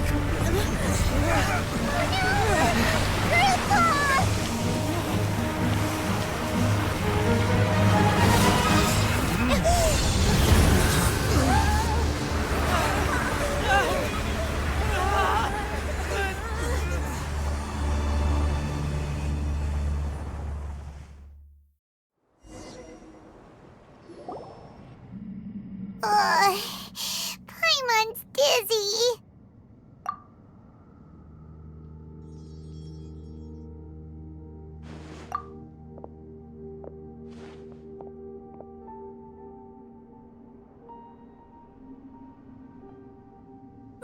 This day's going just great. What a nuisance. The sand dune collapsed. I saw an energy field. The village keeper protected us. It glowed green with dendro. Just like you said, it may well have been the remains of Lesser Lord Kusanali's power inside the scholar's body. The Dendro Archon. The present one. Grandpa? Grandpa? Oh no, he's getting confused again. Hey, look around you. Did there used to be a temple here? It seems that when the sand dune collapsed, it exposed these underground structures. The symbols on the gate belong to King Deshret's civilization. This structure must be ancient. Over time, the sandstorms completely buried it and left it in the state we see now. It could have been an underground palace in the distant past.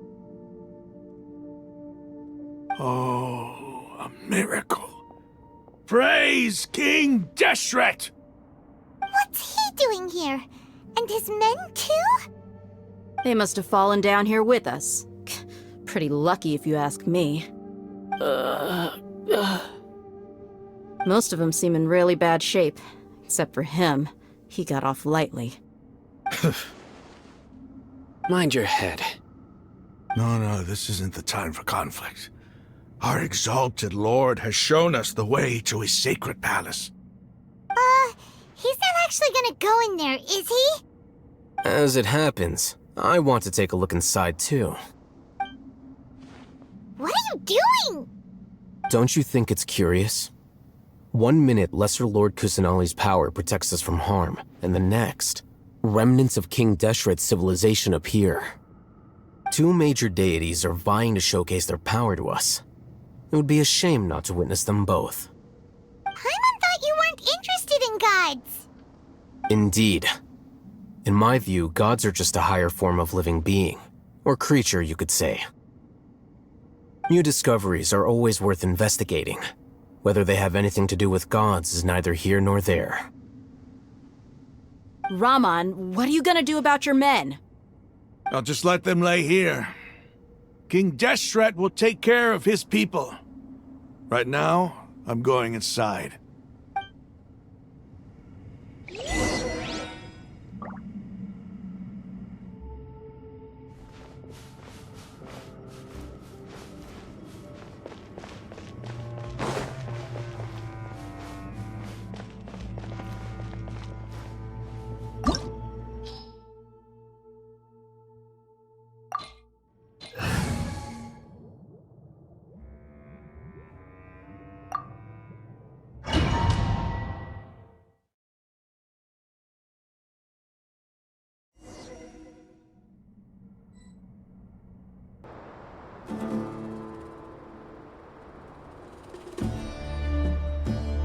It's full of life here. This defies comprehension. It looked completely desolate from the outside. Yet, it flows with energy inside. Yeah! And there's so many plants! It's so pretty! Sir Rahman. Huh? Me? Do you see another Rahman here? Are you mocking me? What do you mean, sir? Interpret it however you want, but there's something I'd like to draw your attention to. While this structure is clearly left over from King Deshret's civilization, the energy that flows in here is that of the Dendro Archon. Whatever you say. It's not like I have a vision.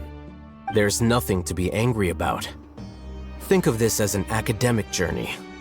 It does seem kinda strange. If that's true, then we might have to explore this whole area to find an explanation.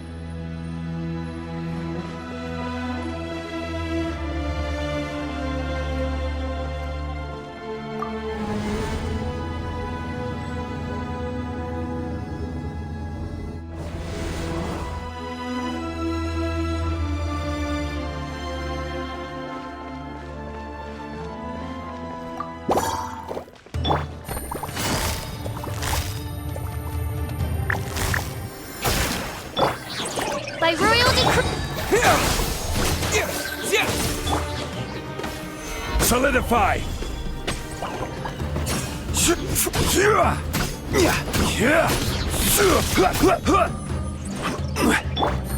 Busted.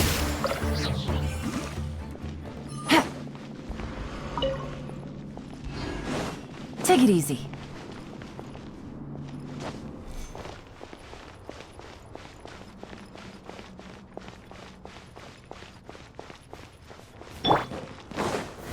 Gather!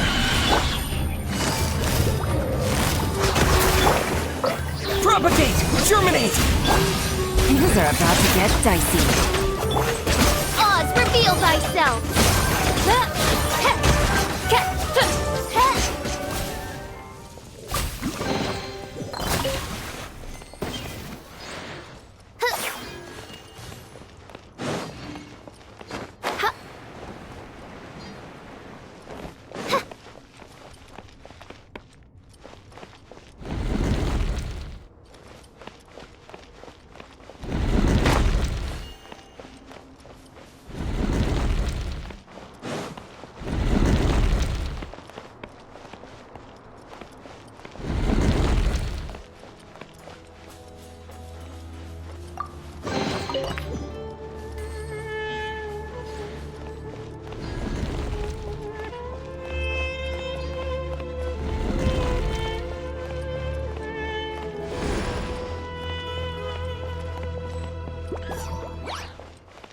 By royal Gotcha. Scatter! Solidify!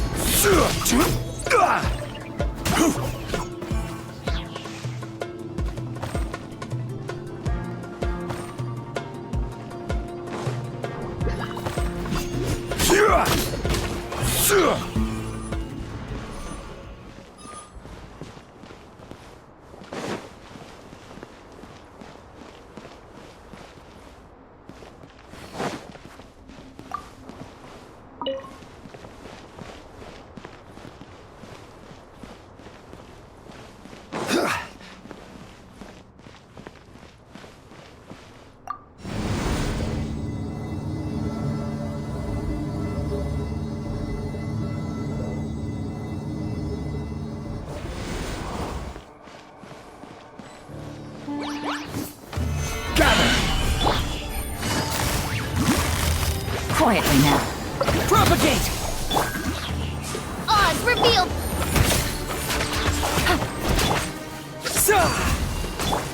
Game's up. Fun's over.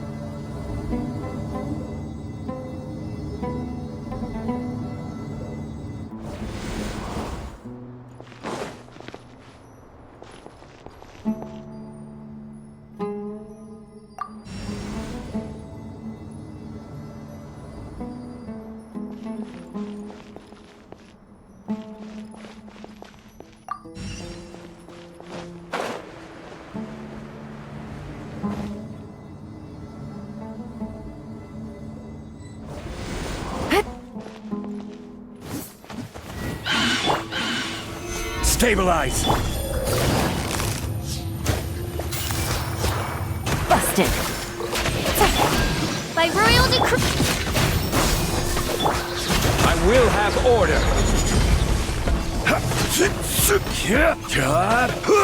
Gather! Gotcha. Wings of darkness. Come, sever night from day. Scatter!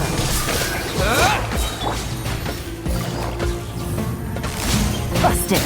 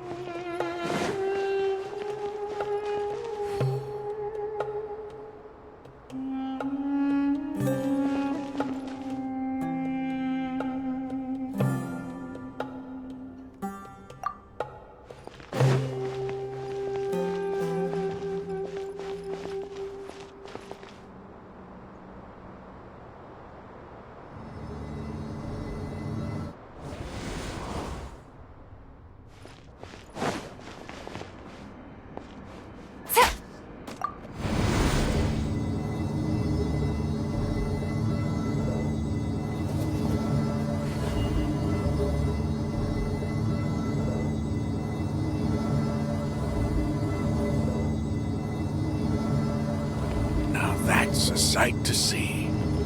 King Deshret's splendor surrounds us. There's so much vegetation here. It's different than what I expected. Sure are a lot of plants for a desert. That's what I call divine providence of King Deshret.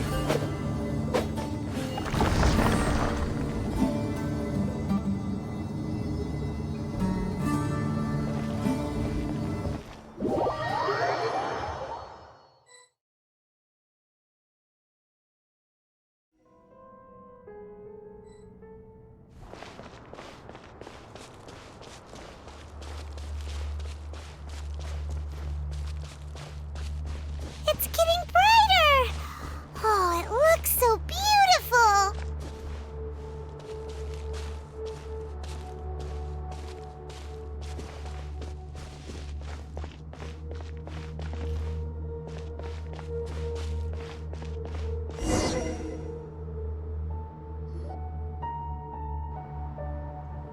Wait.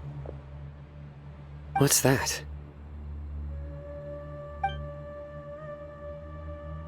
A load of flowers, and it looks like there's something among them.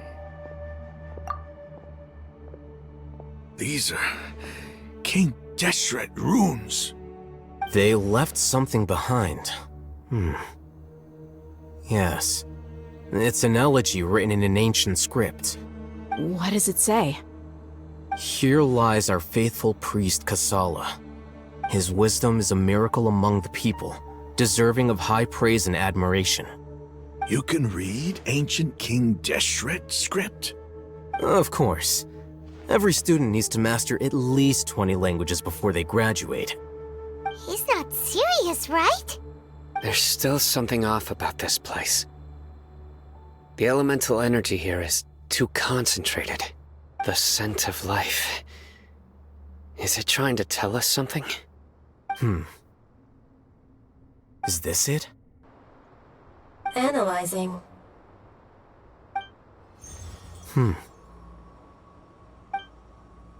There seems to be a hidden message among these skeletal remains. Excellent. There's a device from King Deshret's civilization in this gravesite. I'll transmit the information over and project it for everyone to see. Isn't sharing knowledge against the Academia's rules? Yes. However, under the circumstances, I'd prefer you to see this for yourself. You'll understand after watching it.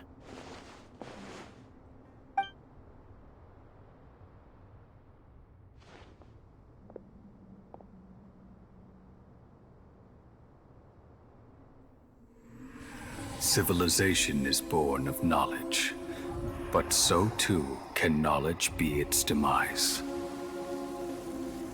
A disaster caught us unaware. It was knowledge that did not belong to this world. King Deshret brought this forbidden knowledge into our world, and it quickly spread like a plague. People's minds were filled with crazed whispers. Dark gray scales spread across their bodies. Even the land was stripped of its vigor. Only a desperate, deathly silence remained. Were it not for greater Lord Rukkhadevata from the forests, the damage would have been irreversible.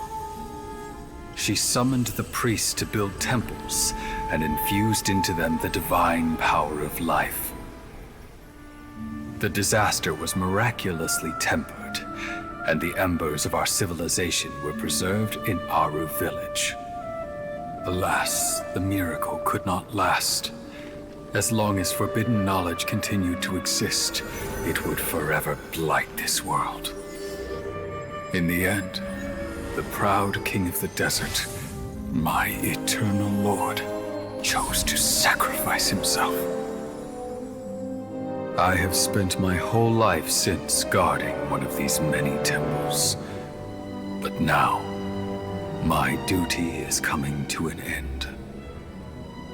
As I close my eyes for the final time, the sight of that noble deity will appear in my vision once more. In helping King Deshret to eradicate forbidden knowledge, she exhausted her strength, and her form became that of a small child. How strange. Now that I think of her, I no longer have any fear of death, for I sense that the spirit of life will abide with me during my eternal sleep. Children of the desert, cling no longer to past grievances, but hold tight to the memory of this act of benevolence. What was that? The priest's memories. No, impossible. Greater Lord Rukkhadevata. So the former Dendro Archon and King Deshret were never enemies at all. But this doesn't make any sense. The Dendro Archon's followers, they're clearly... Was that the former Dendro Archon? She became so tiny in the end.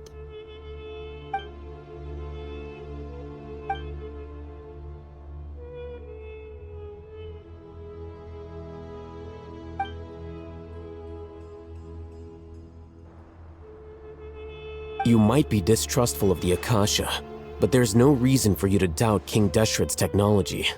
You've just witnessed his priest's last words. I've never heard about any of this before. The surviving followers of King Deshret all gathered in Aru village. Our god did not make mistakes. We refused to believe any of the rumors. King Deshret's death The all but total annihilation of our civilization. It was all Greater Lord Rukkhadevata's doing. We saw her as nothing more than a traitor, who stabbed us in the back in our moment of crisis. Just like us humans. Fighting, feuding, double-crossing each other to survive in the desert. You were blinded by your prejudice.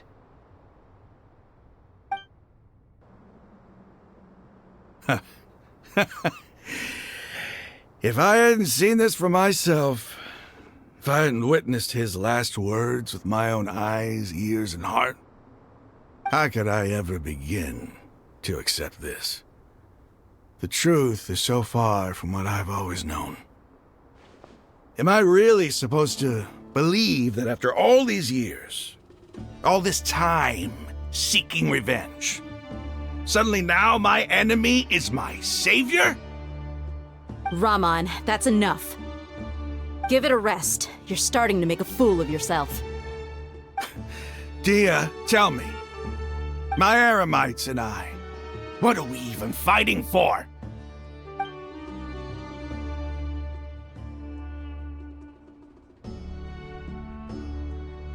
Hey, how you doing? I'll live. Thanks. I should probably go. Can't just stay here forever. What's your next move gonna be? Oh, I know what you're going to ask. I feel deeply ashamed of everything I've done. You'll get everything you're asking for. But please, give me some time. After everything that's happened here today, somehow I need to explain it to the others. It's not gonna be easy. Well, I guess that's for me to deal with. Dia, this is where our camp's located. Make a note of it. When would be a good time for us to go? Tomorrow, I'll convince everyone that we're all on the same side. And I'll return every last one of your your village keepers. We'll share our other resources with you too. You seem to finally understand that our true enemy is the sages. Yes. The gods never gave up on anyone. It's the people responsible for all this that need to face the consequences of their actions. That must have been rough, but he seems to have figured things out now. Raman's no fool. Being the leader of your own faction in the desert is no easy feat. It's too bad he was held back by his belief in King Deshret. But now that that's changed, I guess we have a few more people on our side.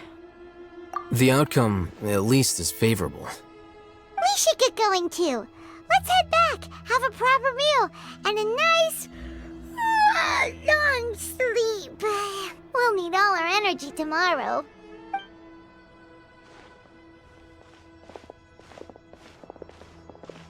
We're leaving! Stop yelling.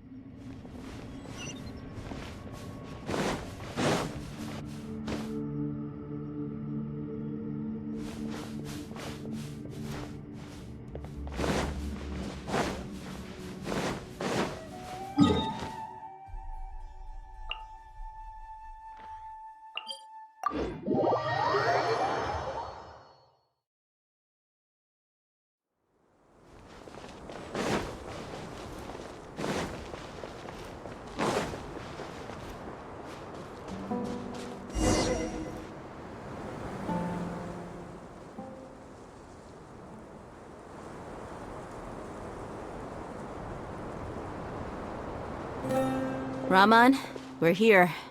Everything's been arranged. Someone will bring the village keepers back to Aru village shortly. I guess all I can say now is thanks for agreeing to help. Don't mention it. I think we can both agree you went to hell and back for it. But we share a common cause now. From here on out, we're allies. Where are the perpetrators? I'll bring you to them. Follow me.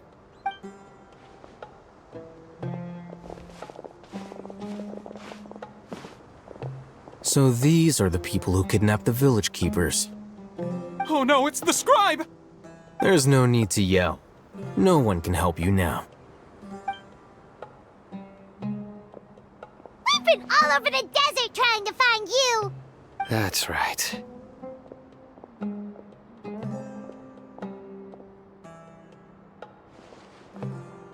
General Mahamatra?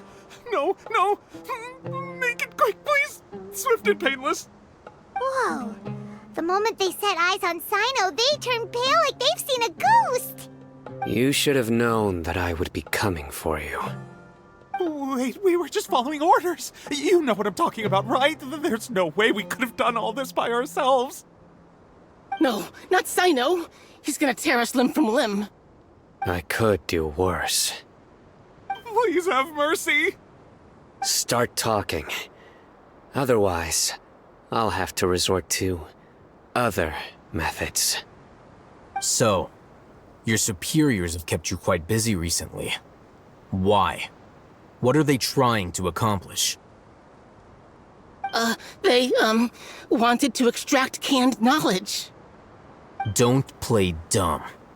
You know what I'm really asking. They extract divine canned knowledge. Then what? I really don't know how to explain it. Well, you better start talking or you'll be sorry! You don't want to make things any more difficult for yourself, do ya? Be my guest.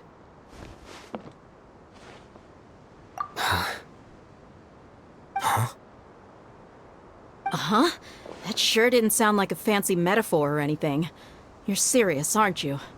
How did you know? There's no use hiding it now. Yes, you're right. The Academia is working on an important and potentially world-changing project. They are creating a new god. A god that will belong to them and to the people of Sumeru.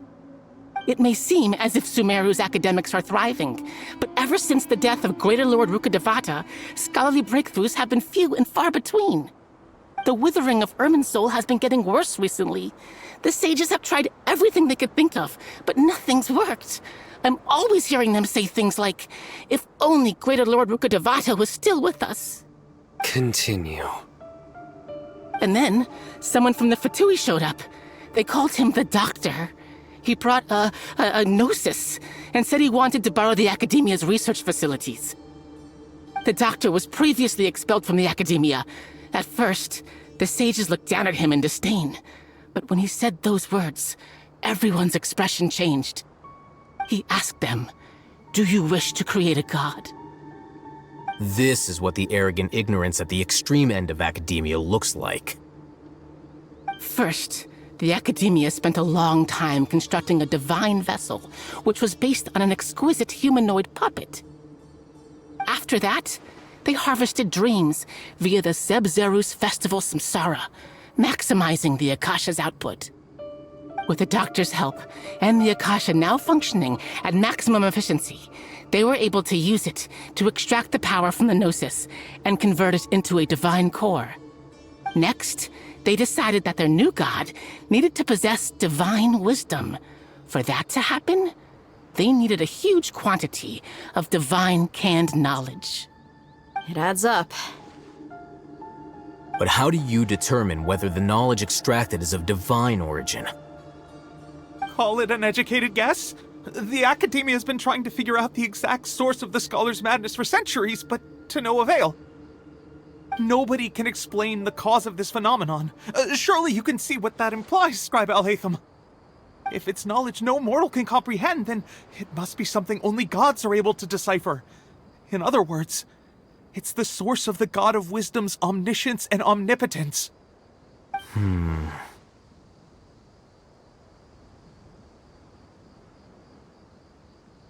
You must have noticed by now.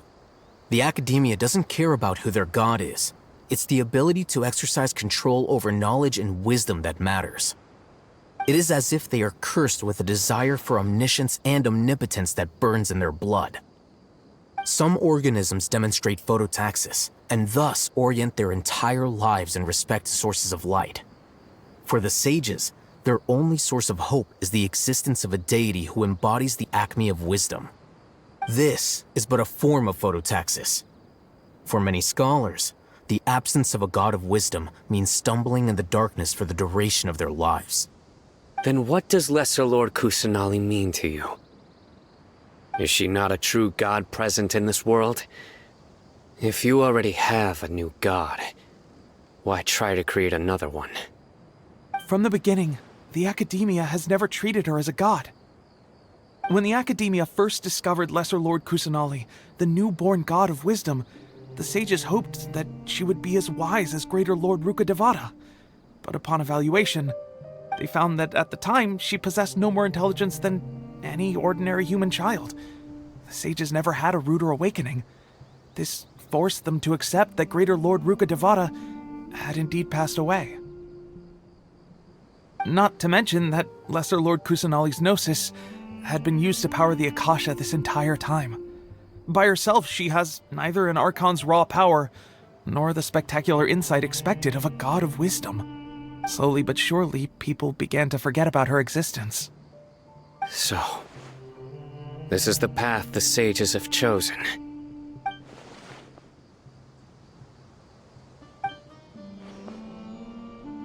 All right, let's try to keep our cool. If everyone's in a bad mood, then let's change up our scenery.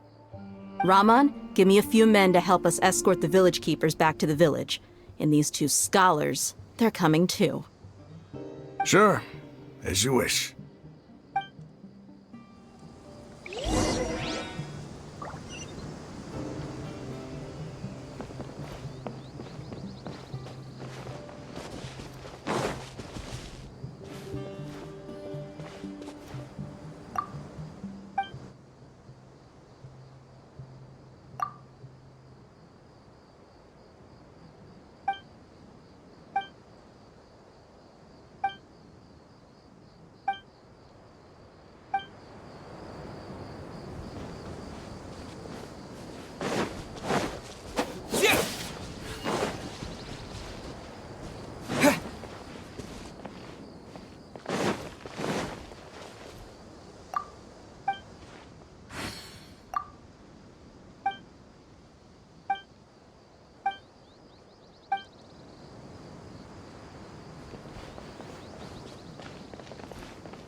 It's all.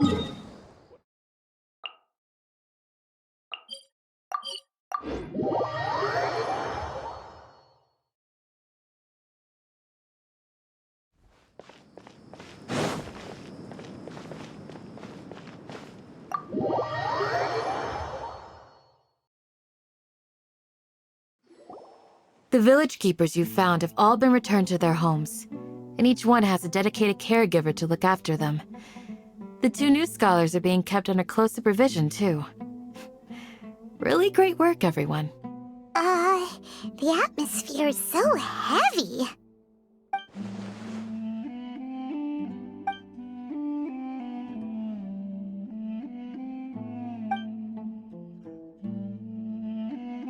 Hey! Say something! Stop spacing out! Come on, is there nothing left to talk about? In that case, let's all get some water and try to think about something else.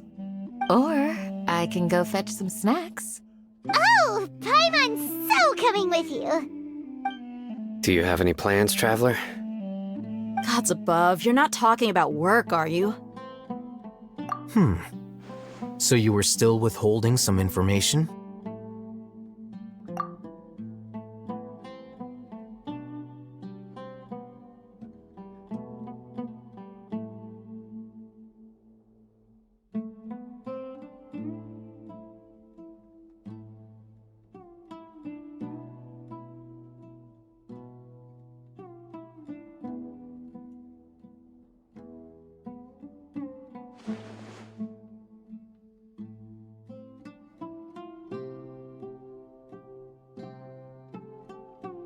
Even though we lived through all of this firsthand, it still feels super surreal to hear you talk about it again.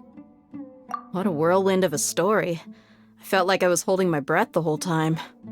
It seems like there will be more issues to face in the days ahead than I'd anticipated. Still, now's a good time to make our next move. Now that Ramon's joined us, we'll be an even stronger team. It's time to make a plan. Indeed. These events are a flagrant transgression of the rules in every sense. We cannot allow it to continue. So, everyone, are we on the same page? Crush the sages and rescue our god. That is our ultimate goal. Well, let's brainstorm a little more about what other resources we can draw on. The next time we gather here, we must have a solid plan. Yep, it'll work out for sure.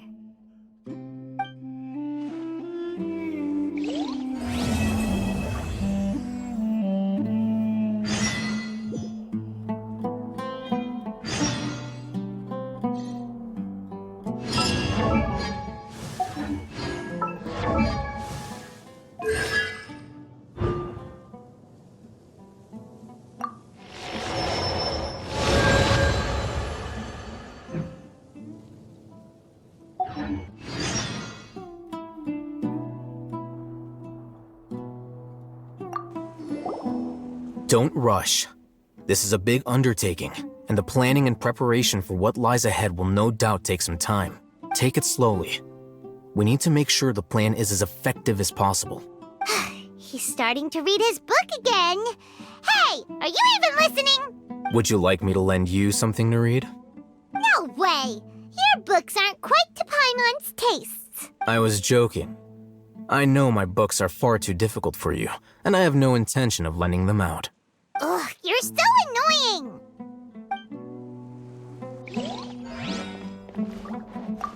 You must let me know if there's anything I can do to help. Though I cannot leave Aru Village, I can't help but feel stirred when I see the looks in your eyes. I've never felt as roused as this when fighting alone in the past. I suppose this must be the power of camaraderie.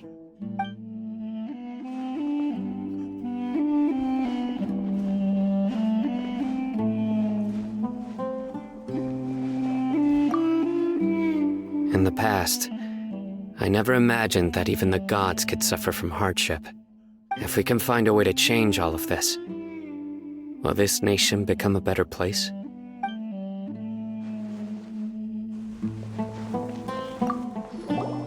The past few days have been some of the most challenging work I've ever taken on, and none of it'll earn me a single Mora. I can't believe it. Look on the bright side, Dia. Maybe we'll get a huge reward after this is all over. You've got a point. Hey, what would you do if you woke up tomorrow with more money than you could ever spend? Paimon would buy boatloads of tasty snacks. That's it? And maybe some tasty drinks as well? How adorable. Well, here's to all our indulgent fantasies. If there's a chance they can come true, I'll give it my best shot. And here's hoping that everything we do from now on will change this world for the better. Your memory is far superior to mine.